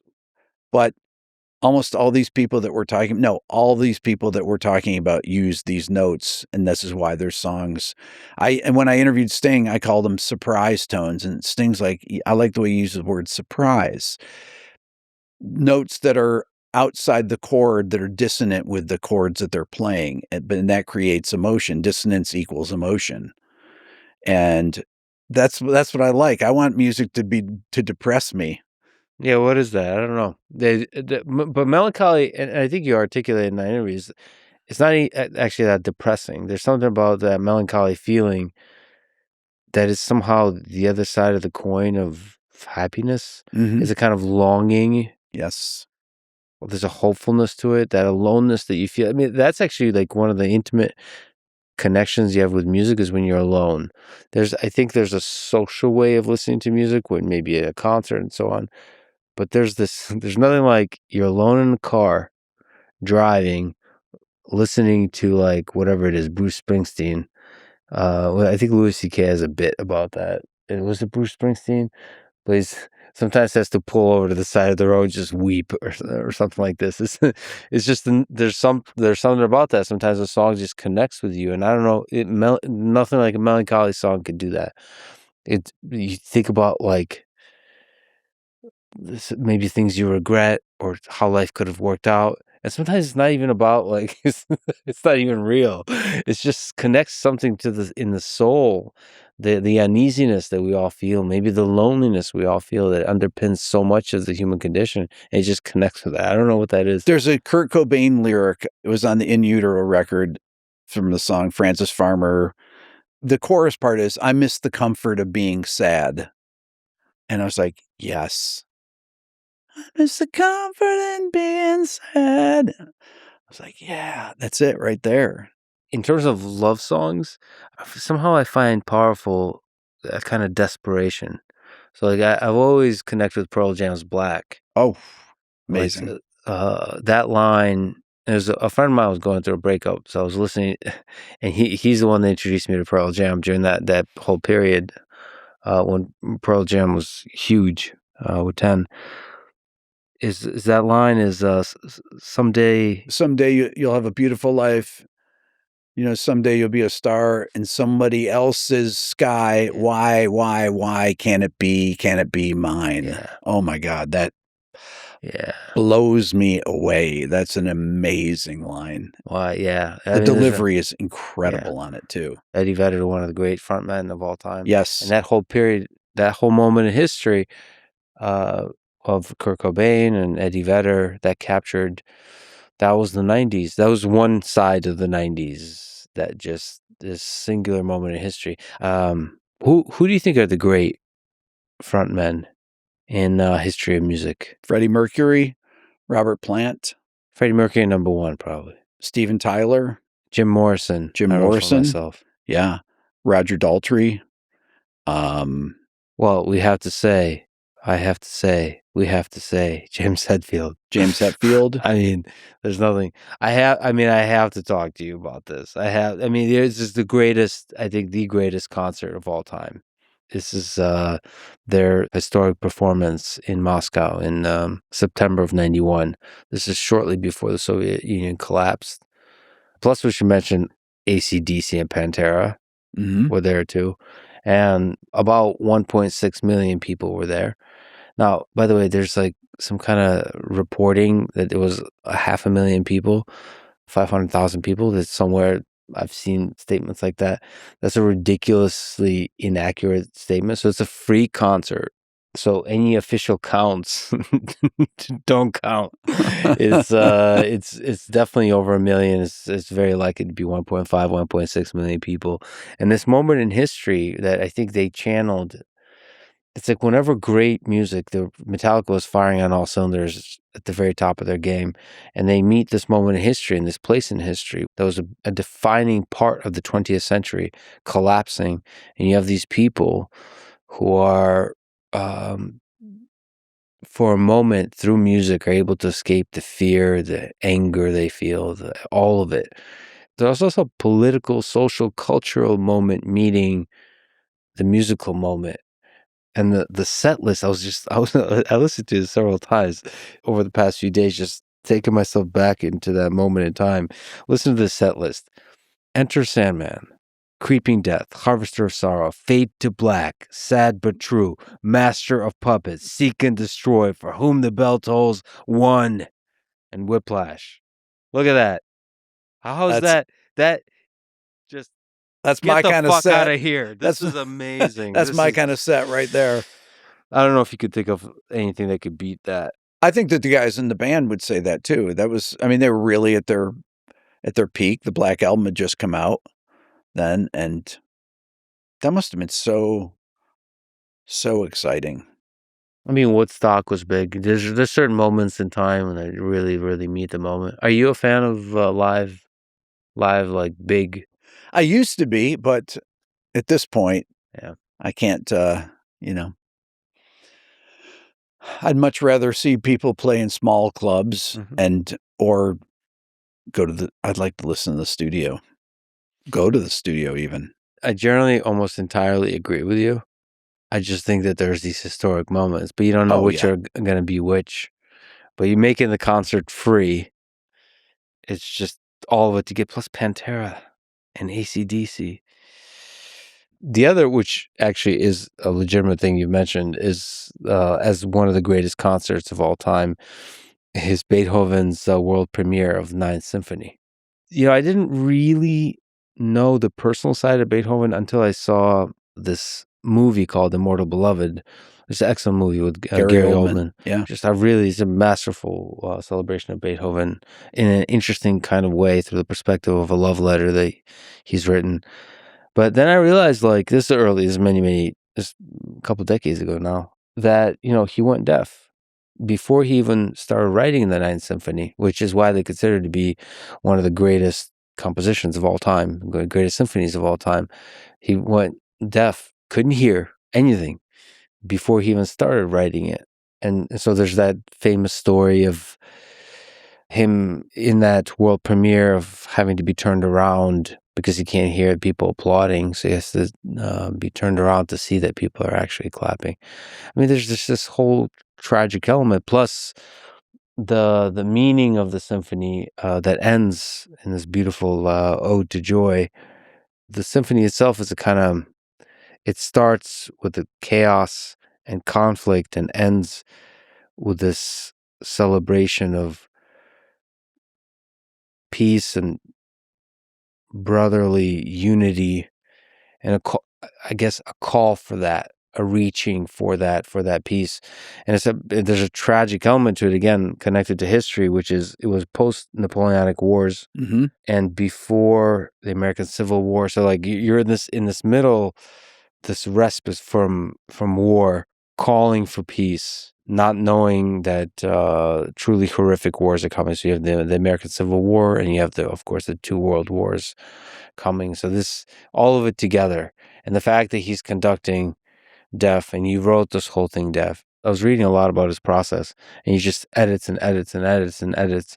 So the fact that he had to edit in his head is just insane. I mean, Beethoven was sick all the time too. I mean, there are a lot of people were sick all the time. It was very common. What would motivate you to write music, this beautiful music that you can never actually hear except for in your head, right? Like, why? The amount of time it takes to write a 35-minute, 40-minute piece, all the parts, you got to hear all the orchestration in your head, you're editing, you're doing all these things.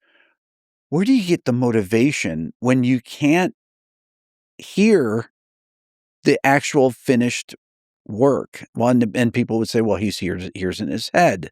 But what kind of enjoyment is it? You want to hear the orchestra. I mean, it's really profound that he was inspired to do this. There's a thing called the Heiligestadt Testament that he wrote. It was a letter to his brothers from 1802. I think they found it in his desk after Beethoven died.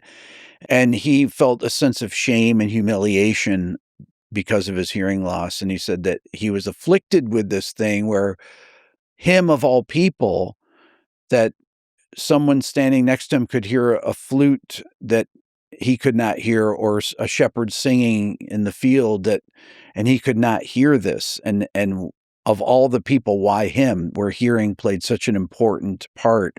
Another person that would had to have had perfect pitch, because you could never do this if you didn't have perfect pitch, which I think all these great composers, for the most part, Brahms didn't, from what I know, but all the rest of them for sure had perfect pitch. So they could hear these things in their head, and that's how they composed. I mean, you love sound and music. What do you think it was like gradually losing your hearing for Beethoven? It must have been terrible. I mean, terrible. I mean, I've heard things where he would have a stick in his mouth and put it on the soundboard of the piano, and you could feel the vibrations in his skull and things like that. Yeah, desperately trying to. Yeah. But also, there's what is that he's able to write like one of the greatest symphonies ever while deaf. So there's something about that. We mentioned darkness, but torment that he's going through, and ultimately ode to joy, like not a cynical thing, but a call for the positive. Yeah. Yeah. That's I've devoted many, many hours thinking about that. And plus, Napoleon broke his heart because he was a supporter of Napoleon, because Napoleon was supposed to represent the French Revolution, this hopeful future of no more kings, no more monarchs, no more authoritarian regimes, and Napoleon ended up becoming essentially king, right? Becoming an authoritarian, and Beethoven sort of famously was critical of that. Nevertheless, I think maintained a fascination with Napoleon throughout his life, but sort of a kind of more sophisticated, complex view of human nature and human civilization. So becoming more cynical, like seeing more clearly that the world disappoints you, the dreams get shattered, and through that is able to still do this call for a hopeful future. All right, so Beethoven, one of the greats for sure. Like basically everybody, I know how to play the first movement of Moonlight Sonata, but I always avoided the third movement because I was like, I'll never be good enough. Never. Never say never, Lex. One of these days, maybe. You know, it'd be great if Tom Waits writes me an email that says, I only talk to people that can play the third movement. Play the third movement. That'd be a dream come true. There you go. Be like, for this, that's motivation. That's my dragon or whatever you do. You have to have a prince and rescue the princess. My dragon is the third movement of Moonlight Sonata. Okay. You often highlight the importance of Bach. In fact, there's so many of your guests. Every famous songwriter is influenced by Bach.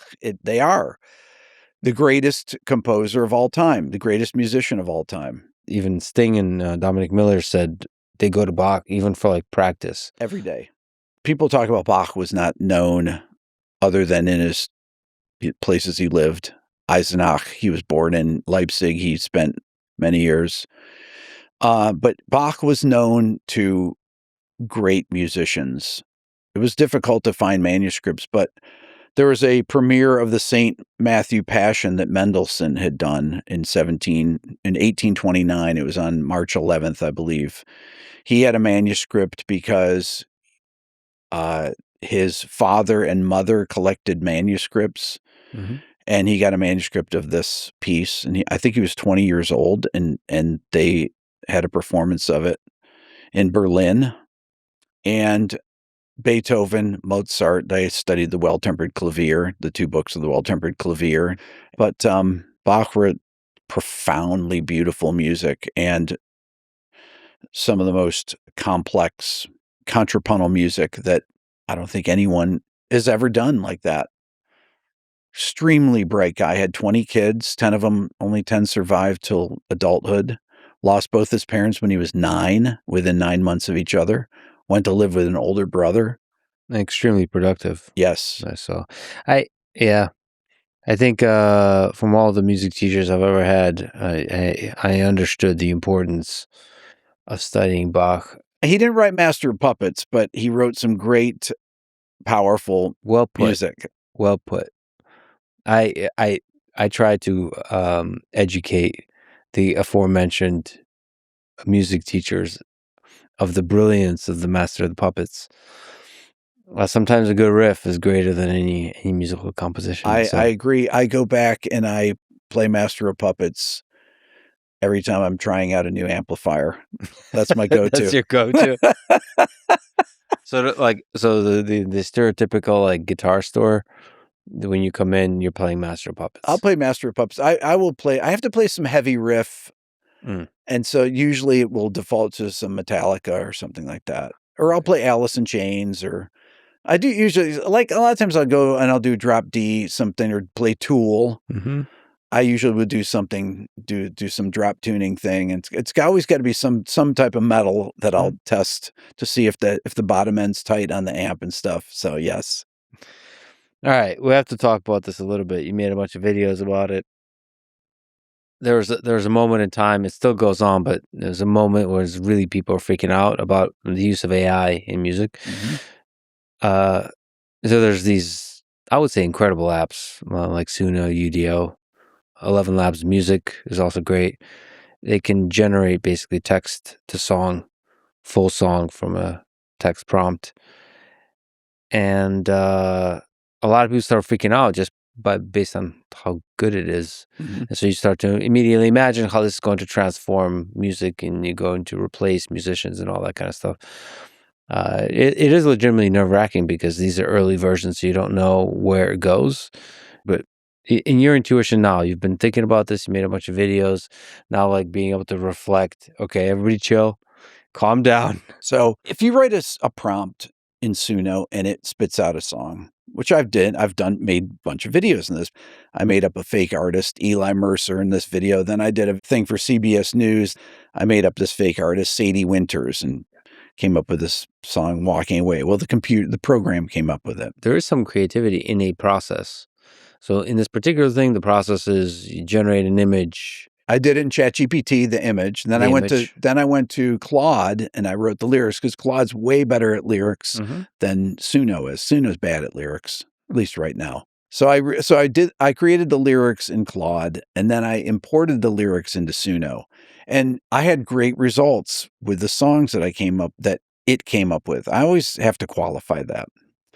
But I started thinking about this. People freak out about this. Oh, this is bad. And then I was like, no, who are going to be the ones that are going to benefit from AI? Well, the people that are already great songwriters, because you have to be able to recognize when it spits out something good versus when it spits out something that's not that good. Mm-hmm. And every other song, I've probably created 130 song ideas, out of which there's 3 good ones. And there's a thing that's happening where people's ear very quickly is becoming attuned to AI slop. Yes. And that's actually quite fascinating. Like, for example, one of the things, there's this viral clip going around of an AI-based, like a soul jazz remix of songs like 50 Cent, Many Men. And I think it is super impressive. And it's a different pipeline, actually. It's a tricky pipeline how to pull that off. And I think a lot of the creativity in that, even that kind of remixing, is in the pipeline that of how you actually do that. Because there's actually a lot of manual stuff in that pipeline. But I think ironically, it's very cool at first. But when you listen to it for a while, you understand that this is AI slop. Yes. For a soul remix, it actually lacks soul. But it made me think of like when I listen to soul or blues, I think I really want, in that case, to know, I don't want an AI BB King. I want the real BB King. And if I know if any AI is involved in the BB King process, I'm tuning out. Yes. And I don't think I'm being curmudgeonly old dude in that. I think we humans want authenticity. So when I first started making these AI videos, it started back in 2023. I made my first one. And I would take my phone, come up in the kitchen, I'd play a song, and my youngest and Dylan, my youngest Layla, and I have 3 kids, and my oldest Dylan, as soon as I played, "Why are you listening to AI?" And I was like, "Oh my God," instantly. I was like, "How do you know?" "Oh, it has this ringing sound in the thing." So it took me probably about 4 or 5 days to figure, okay, what are they hearing that I'm not hearing? So I separated all the parts, and what they're hearing was the artifacts that are in the vocal reverb that made incomplete. It just couldn't do the ambiances correctly, right? Because it's trained on a lot of these AI programs are trained on very low bit rate MP3s, right? So they feed all this stuff in there, so they're getting really inferior information on in the training process. Whereas now, when they make these deals with the major labels, they'll get the multi-tracks and they'll get high quality wave files to train from, right? And whoever opts in, they get the solo vocal tracks. If Ed Sheeran wants to do it, or Drake, or whoever wants to give their voice to it, let it do its thing, and then get their royalties from it. I'm not saying that any of them are doing it. I'm just giving an example. But every time that I would do it, I could be down the hall and I would play something on my phone just to see if they'll like, "Why are you listening to AI?" Oh, they could instantly tell. Then eventually it started getting better. And then it'd be like, "Is this AI?" I'd be in the car with Layla coming back from Taekwondo practice. And she's like, "Is this AI? Why does it sound like AI?" "Sounds like it could be AI." And I'd be like, "Yeah, it's AI." She's like, "Oh, it's getting better." And then I did this song for, it was an NPR interview. I created a song with a fake artist, and the song was called Neon Ghosts, and I played it for Layla in the car. She's like, "Can you separate the tracks?" I said, "Yeah, I have them separated back home." "Okay, I want to go down here." So we go down to the studio, and I play it for her, and she listens to the soloed vocal. She said, "Wow, this is really realistic. This is very hard to tell, even with a soloed vocal." I think the room for creativity right now for humans is lyrics. It seems like the lyrics that are being generated, they lack soul somehow. Yes. I don't know the words correctly. Yeah. I mean, they can be incredibly sophisticated, but there's something, the edge is not there. Some kind of edge that we want in our lyrics, some kind of surprise, but not cringe or not cliche. Something truly novel in the lyrics. But that, if that's the case, it's kind of sad that that that's where the creativity is to come from, but not from the music. Because then, if we can create very realistic music that sounds really damn good, where's the role of the musician there? I think the role of the musician is that in actually, if they use AI to assist them in coming up with ideas, like as a creation tool, then the musician, like some of the stuff is just not high quality, sonically high quality. So the musician goes in and redoes stuff and changes things and adds parts, and then they actually do music production. And maybe they re-sing the parts and they change the stuff, and then it's just basically like an idea generator. And I think that that's a great use of AI, is for that. But see, if you do that, does it make you sad that you don't necessarily need to learn instruments? So basically, you can think of it as a different kind of instrument, but you can write lyrics, you can hum the melody, you can just hum parts. Yeah.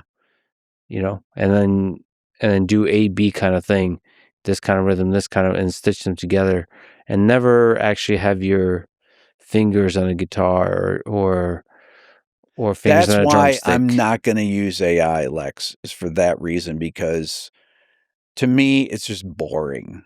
And when I use it, it's just like, eh. Like I used it for about a month or so, just because I was making videos and I was trying to see how it's advancing. Every 3 or 4 months, I'll sit down and I'll see whatever new versions they have, and I'll write some songs. I'll prompt some songs and see what they come up with and see if they're improving on the things. But ultimately, I don't find it interesting to use. I hear you. You're a bit old school. I'm old So am school. I. Yeah. I'm trying to think about the future. And I think it's still, even in the future, also going to be boring. I think there's something I agree. fundamentally boring about it. And I've been trying to figure it out. So, for example, I use it a lot for more for programming. So for building stuff. And there, it's not about the final output is not the code. The output is what the code creates. And there, it's extremely useful. It doesn't matter if it's boring or not, it's useful. But when the final output is the thing that AI creates, which it would be in music, then there's something about us that just, like, we know there is something boring about it. Yes. We want to celebrate and see the thing that's hard to create. And if AI can just text the song, generate a top 10 hit, we will quickly lose value for that, I think. And so we'll want raw, whatever shape that raw takes. I wouldn't say raw talent, but that raw talent of any kind. And perhaps it would make me a little bit sad, but that's also awesome. Perhaps the new kind of raw talent that civilization is asking for is how to make great TikToks. Maybe that's what raw talent looks like. It makes me a little bit sad because I'm a huge fan of long form. Mm-hmm. But that also, creating TikToks and is also talent. It is a talent, absolutely. When I see anything that's AI generated, I instantly recognize it. Any video, I'm like, ugh, boring. And my kids do the same thing. They just have no interest in engaging with it. As soon as they recognize it, and they can spot it a mile away, Yeah. and they're just like boring. Yep. And then they kind of they don't even want to engage with the social media platforms, which is a danger, which I think they need to crack down on the AI slop. YouTube's done a pretty good job on it, but it's hard to stay on this. It gets flooded with so much of this stuff. It's so easy to create and put up there, and to just be in the whack-a-mole thing where you just trying to get rid of it all is it's fundamentally it's fundamentally boring. I think boring is a really good. Boring, and it's annoying to have to flip through the AI slop. Yeah, but I think actually, as a civilization, is just inspiring for authenticity, because you want to be real, raw, and being raw. Which one of the things I like about podcasts is people just shooting shit and just being themselves in the long form versus overproduced. Because I think AI is making people realize that AI is good at being overproduced. right. So there'll be more. Let's get that covered. Yeah. Even artists, because you're saying they'll use it as tools. Part of me thinks not really. I think they'll quickly, this kind of process of generating a bunch of different options and choosing the one you like the most, I think is a really frustrating process for artists. And I think AI will definitely be used extremely effectively as a very fine-grained tool in the image domain. It's editing images, but not like macro editing, but very specific kind of editing that Photoshop is increasingly integrated in. I mentioned to you offline, so the whole Isotope RX group of software that does a lot of the denoising, all the removing the wind, they integrate machine learning extremely effectively. Yes, for working with audio in different kinds of ways. There's a bunch of different other programs that do that. Maybe for B-roll footage. And same thing on the audio. If you just need a little audio to create a feeling of a scene, it might be used there in that kind of way. But truly original stuff.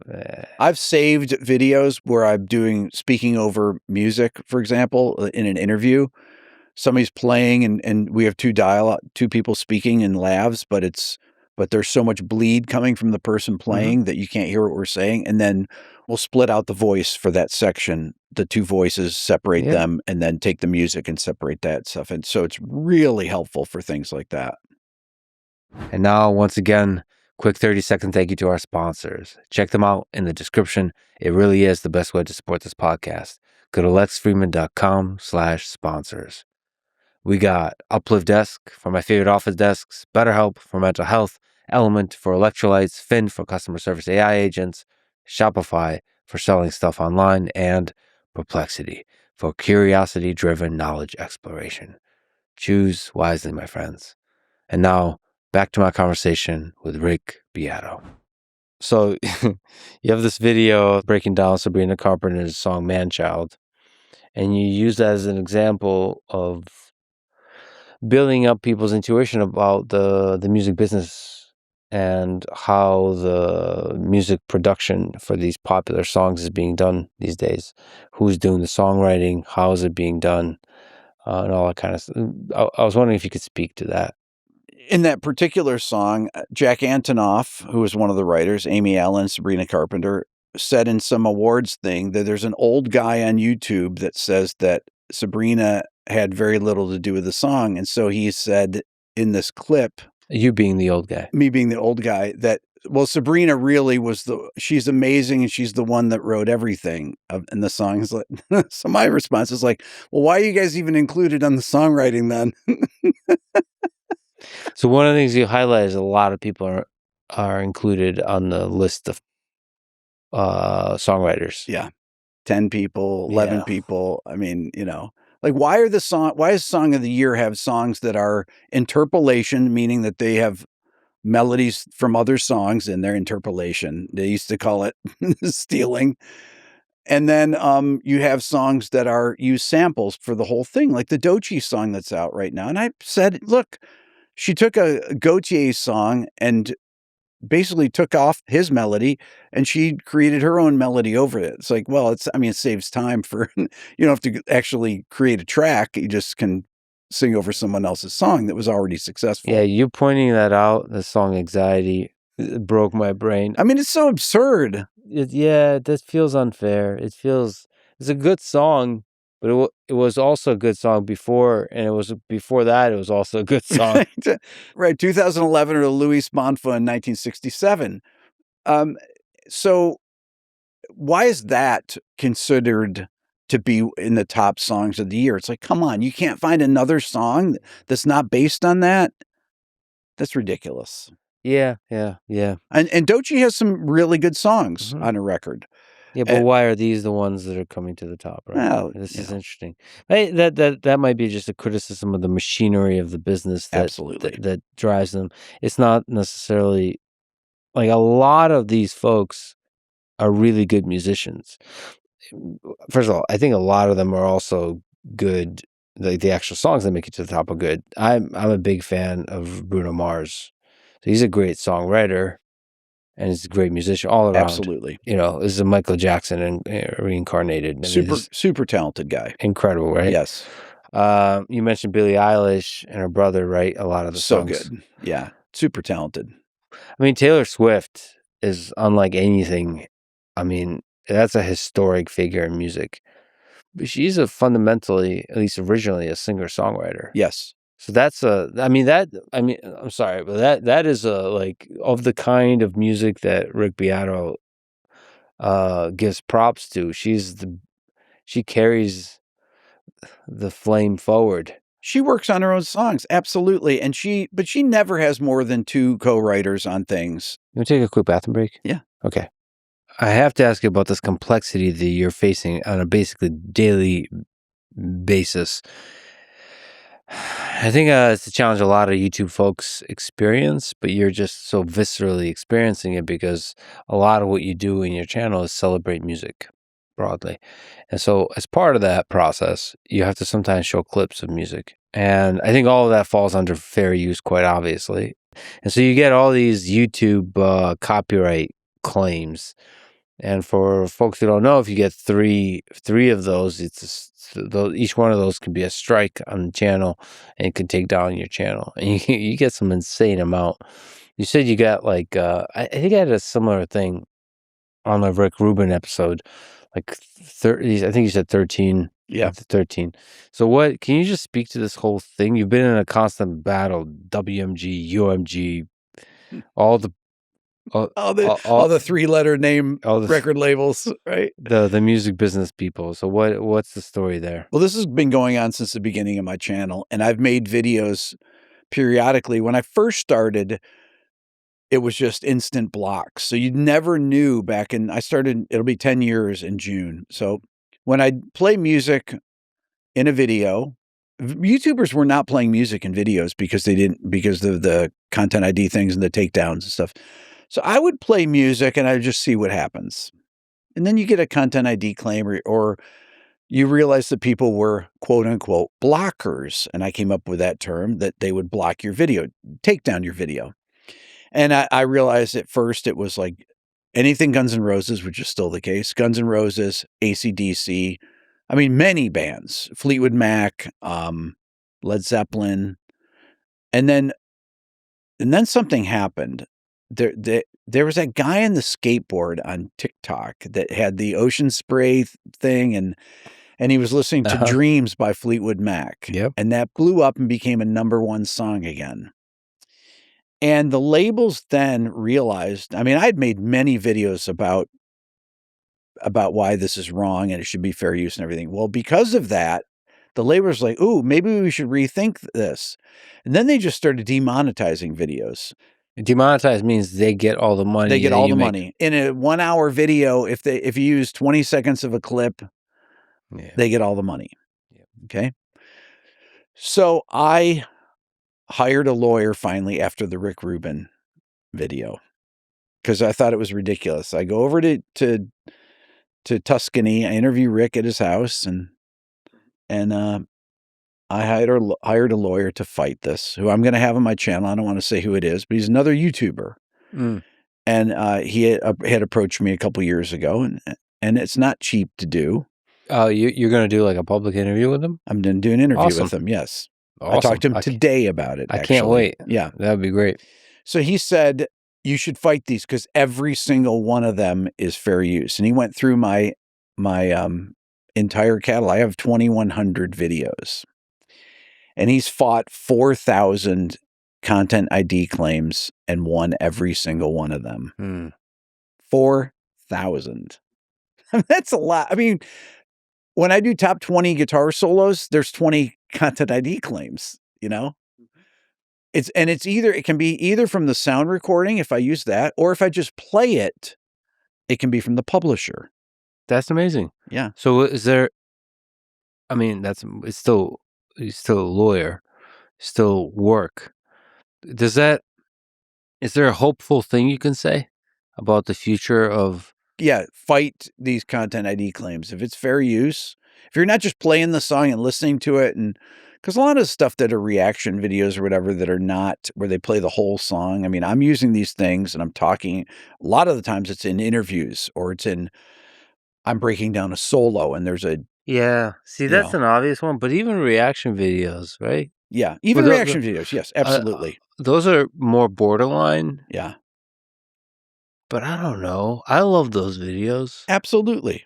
Like when a person is just sitting there and listening to it and they're like, like a voice teacher is listening to a vocal performance. Yeah, but those are breakdowns. Yeah, those are breakdowns. Yeah. I think that the content ID stuff that was happening with these major labels, they would hire third parties that would go out, use AI and go and anytime they detect anything, they always go to the biggest channels first to get the most views. It makes sense and stuff. And they would claim everything that they could. And historically, YouTubers never would fight back. They were like, oh, this is easy money. Yeah. YouTubers never fight back at these things because they're afraid to have their channons taken down. Yep. So Rick Beato said, hold my beer. There you go. So I mean, it's important. So it took me years though, Lex. I've been doing this. So I've been doing it for 1 year now, and I'm 10 years into my channel. So it took me that long. I mean, hopefully there's a ripple effect also. Yeah. It's not just your situation. Hopefully you don't have to deal with this for much longer. Right. How has Spotify changed music? So, sometimes we highlight the fact that they change the nature of music and that it's the scarcity is not there. But also allows it's like every kind of music is available and it's so fast and it's so easy. It's easy to explore. It's a commodity. It's like turning on a water faucet. Do you think there's some good to? I mean, there's a lot of good to that, right? Yeah. Did you go through that whole process? I still remember where I had to basically throw away the albums. I never did that. Well, after you uploaded them into your computer? Yeah, so there's that two-step process. One, there's like the hard albums, CDs for me. Okay. CDs, yep. Okay. And then you upload them into your computer. Yep. And you save them. And then you how do you put it? Allegedly a friend of yours pirates some extra songs. Yep. And then puts them on the computer. So you have your stash on the computer. You're like, this is my finely selected stash of greatness. Sometimes organized by album, sometimes not. And then the big moment for me that was really difficult to do is throw away that stash and switch to Spotify, switch to streaming, and basically rebuild the stash of playlists and all this kind of stuff. And it was heartbreaking because so much love and effort went into that. Both the CD, the stashing of the CD, and the stashing of the MP3s in the computer. And then in Spotify, it just seems just effortless. But it helped me discover all kinds of artists I never would have discovered otherwise. And Pandora, I use a lot. Pandora is more prioritizing on the discovery part versus the organization part. And that was really wonderful. So one of the things I'll start with the positive that I like about Spotify is that they show view count, they show play counts. Whether they're real or not, that's another question. But they show how many plays songs have. And that's how the charts are based. Does that give you signal that something is listened to a billion times? Does that mean something to you? Yeah, it means that it's a popular song. Well, that's a massive hit. That's very few songs that have a billion plays. Now, the downside of Spotify is the way that they pay their artists. Now they've lumped in podcasts with that are getting a cut of the streaming with the music. And the search and discovery. I mean, there's benefits of algorithms and there's negative things of algorithms. Algorithms happen to kind of many times pigeonhole people into listening to the same genre of music all the time and not expanding their, the discovery of new music that you might hear on the radio back in the day, where program directors would play things that they liked. Right. And you might hear some, oh, what is that? Oh, that's a new Soundgarden record or something. Like, whoa, I like that. I'm going to go check that out. Something that you might not have heard or something odd. Like one thing I really love doing on Spotify is you can have radio. Yeah. Meaning like you have a few, it's similar to Pandora. Like you can, okay, this is going to reveal a little too much about myself, but usually when I go work out, I'll listen to something like Rage Against the Machine radio. I'm sorry. What else would you listen to? I need motivation. Classical music, I don't know. But yeah, it's pretty good because it recommends a bunch of other stuff I wouldn't even know. Some of it I know, obviously, but similar to the Rage Against the Machine type thing. Mm-hmm. It recommends a bunch of artists. And it's like, oh, holy shit, that's awesome. So I don't know. That discovery works really well. So some of it is a technology thing. But that experience is fundamentally more vibrant than I had previously with my stash. That I would just keep a stash and I would listen to the same record over and over and over and over. But yeah, what's lost is the I'm sure you love this, but listening through the Led Zeppelin records, just driving in a car and listening to the whole thing all the way through. Yeah, that's lost. So I have my old iTunes libraries from 2005 that I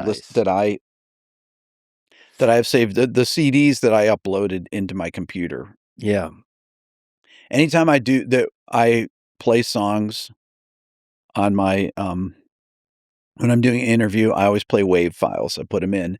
And it's funny that when I interview a mixer, I interviewed this mixing engineer, Andy Wallace, and people comment, wow, the song sounded amazing in here. Well, not only are they great mixes that he did, but I'm using WAV files in there, and people notice and these are WAV files from original encoding, not remastered things that Spotify keeps doing and adding a bunch more top end and things like that. That these are actually the the original WAV files from off the CD that I ripped 20 years ago.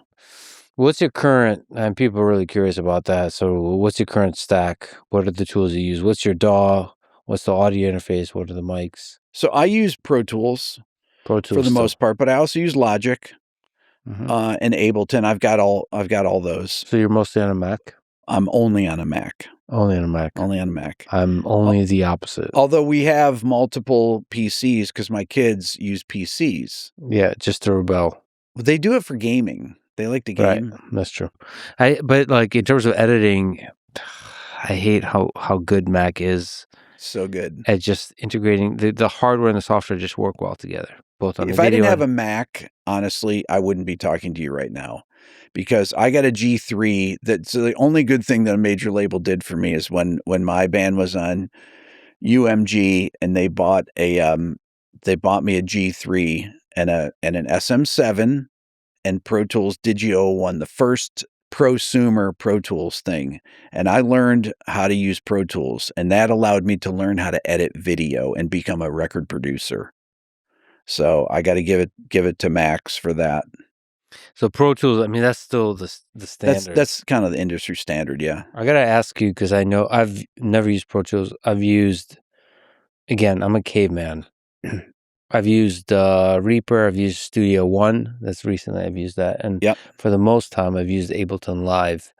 I feel like I'm using 1% of the power of the tool. Mm-hmm.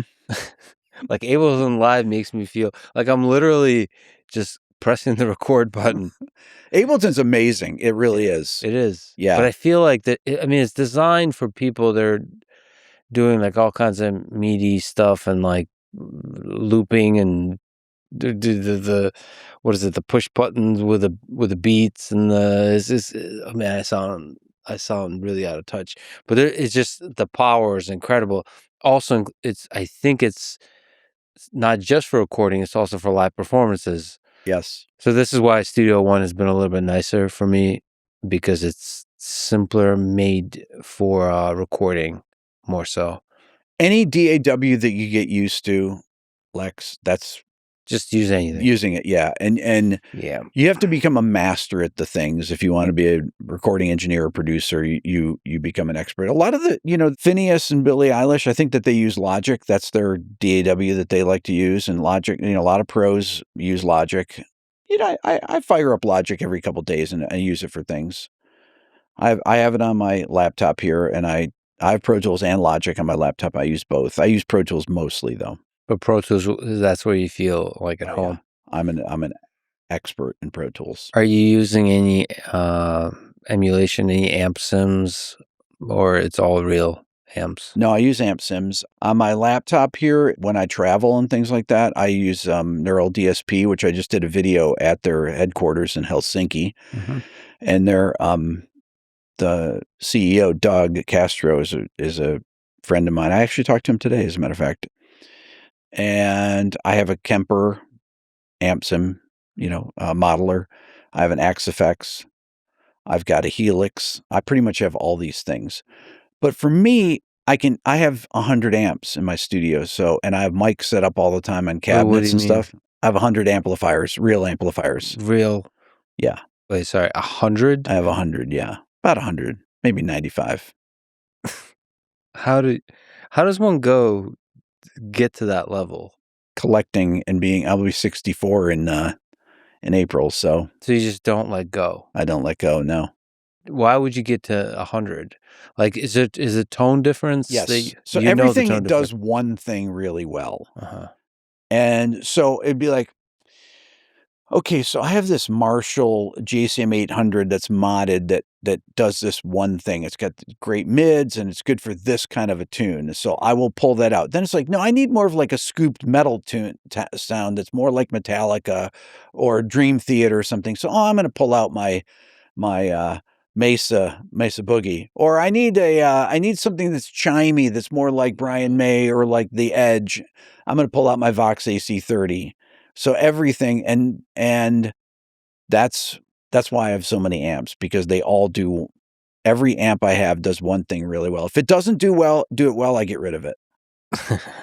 and I'm down to 100. Down to 100. It's only 100. Yeah. But I can get by with probably 75. Come on, but then you're really running the risk of not having just the right amp.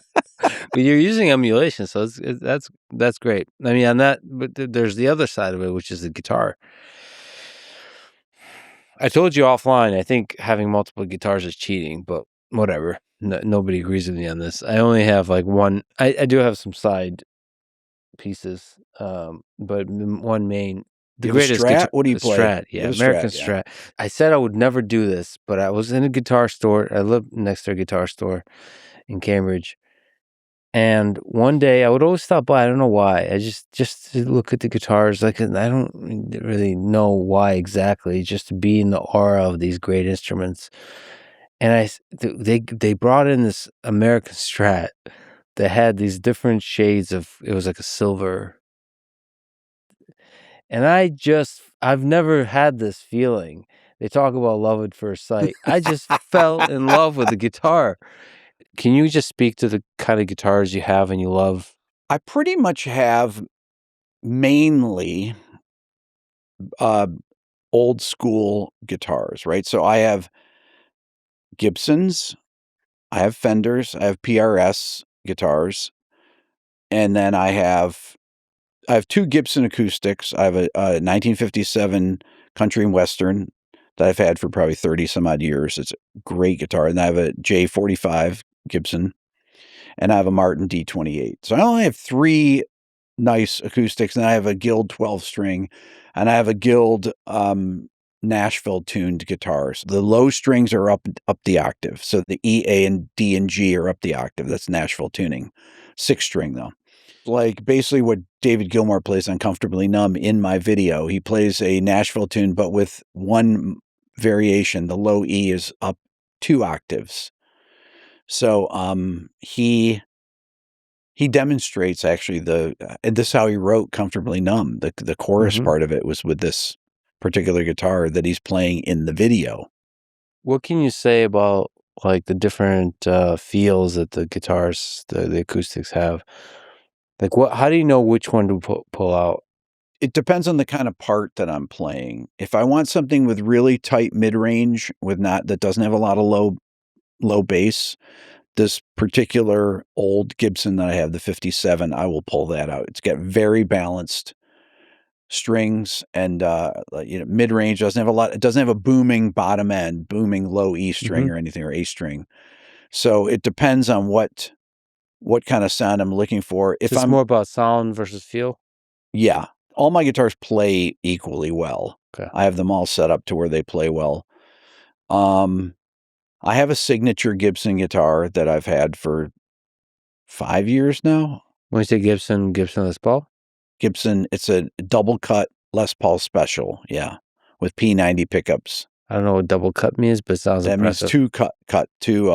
Oh, yeah, cool. As opposed to a Les Paul that has 1 cut. So it's a Les Paul special that has 2. I have it over there.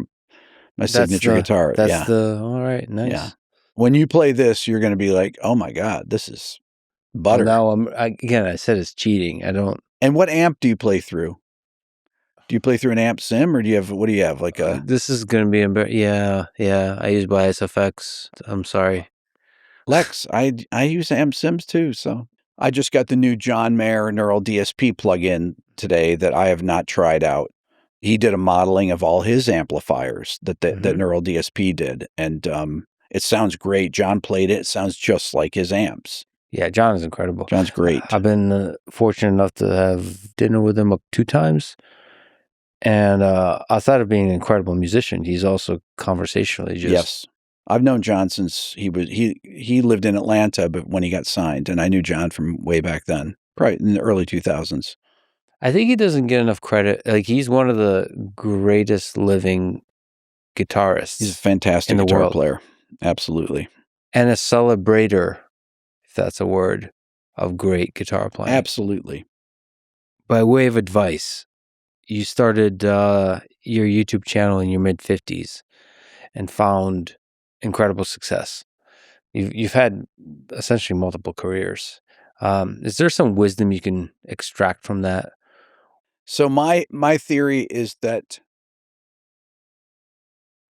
somebody's got to be successful, so why can't it be you? That was that was when I started my channel. I mean, I didn't start it started by accident with the Dylan video, and really so many people reached out to me. I started it 6 months after that viral video. So many people wrote to me, "Can you teach me this?" Pro musicians, well-known ones who you'd know. "Can you teach me this?" I can't teach you what Dylan did, but I can teach you relative pitch, develop your ear that way.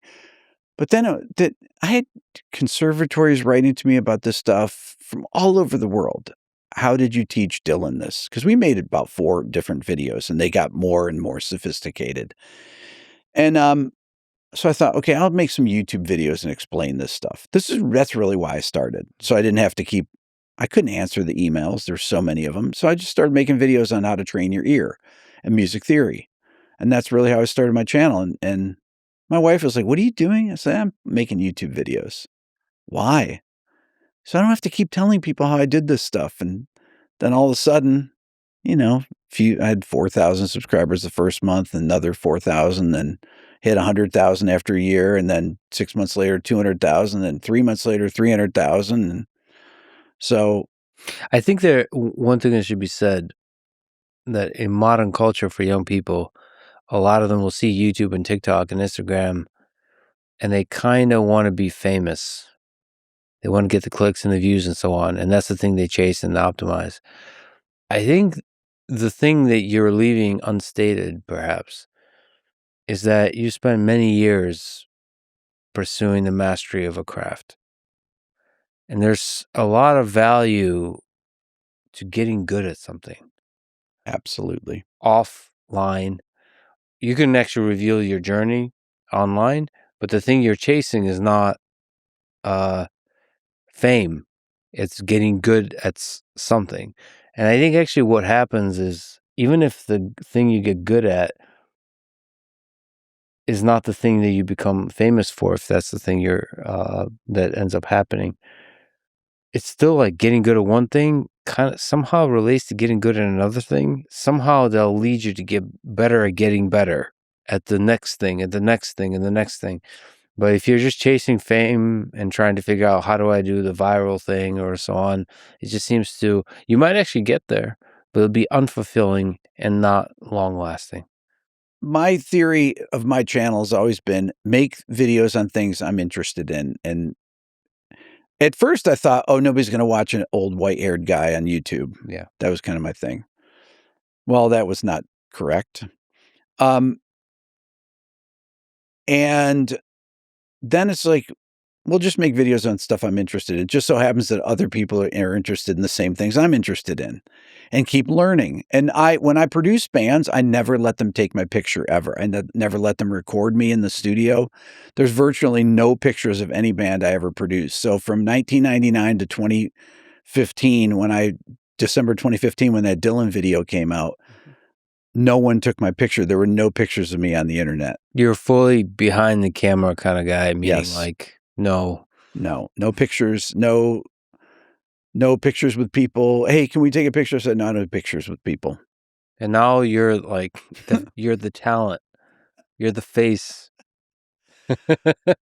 No, I mean, but again, the thing you're leaving unstated there is like you spent a lot of years, teaching music, like really exploring music, trying a music career of like trying to create, trying to produce, trying to be a musician, and all these, not just trying, like getting extremely good at it. I think in modern culture, there's a sense you want to skip that part.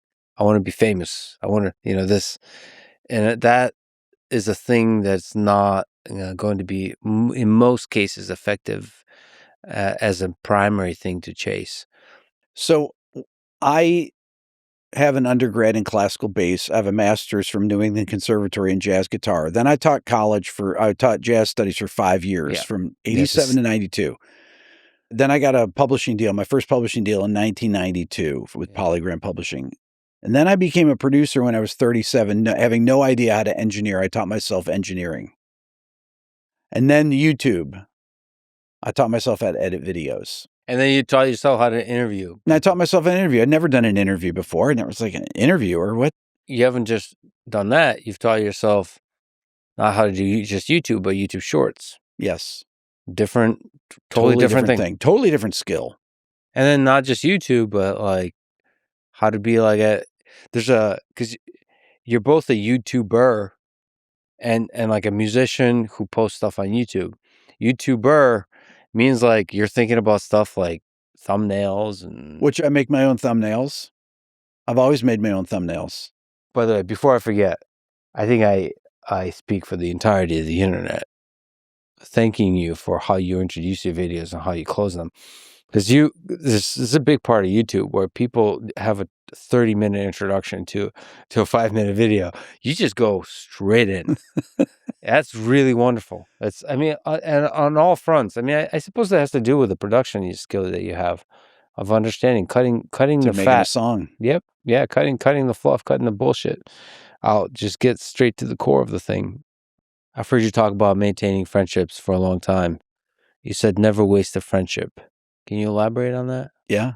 That's one of my things is that I really value the time I've spent with people, friendships, and keeping in touch with people. I talk to each one of my siblings multiple times a week. I talk to my sisters probably every night, my 2 sisters.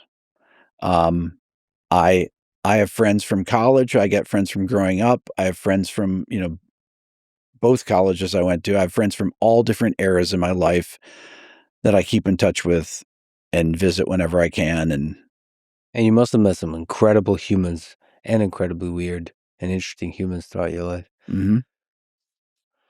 So it's worth it, the effort to connect and reconnect. I mean, it's pretty much everything in life. Nothing means anything more than the friendships that you make in your family. Yeah, what's the point of this whole thing, right? That's right. What's the role of music in the human experience? Well, hopefully to enlighten people and to create the soundtrack of their life. It is, right? Yeah. Music does something. I'll get, sometimes when I'm alone, I'll listen to a song, and there's nothing quite like a song that makes me truly feel alive. And whatever that is, sadness or hope or excitement, or when I'm working out, listening to Rage Against the Machine, like protest. Or as I was listening to the Metallica, I was re-listening to the set that they played in Moscow, just hyped, like truly hyped. I was like pacing listening to it. And there's nothing like that. I've never found anything. And I don't know what that is in the human psyche that's that. But I'm so glad we found it. We humans created instruments that can vibrate strings and together create harmonies and melodies and ones that reverberate through generations, and they carry that. It's one of the greatest things that humans ever did, creating music. And all of that led up to you, some guy, being listened to by millions of people on the internet. This is all a simulation, Rick. And I've been a fan of yours for a long time. Like I told you, this is crazy to meet you. Same, Lex. Thank you for everything you do for the world, for celebrating music, for helping us discover and rediscover some of the incredible musicians and songs that have been created over the centuries. Thank you for being who you are, and thank you for talking today. Thanks. I appreciate it. Thanks for listening to this conversation with Rick Beato. To support this podcast, please check out our sponsors in the description, where you can also find links to contact me, ask questions, give feedback, and so on. And now, let me leave you with some words from Friedrich Nietzsche, as I often do. Without music, life would be a mistake. Thank you for listening, and hope to see you next time.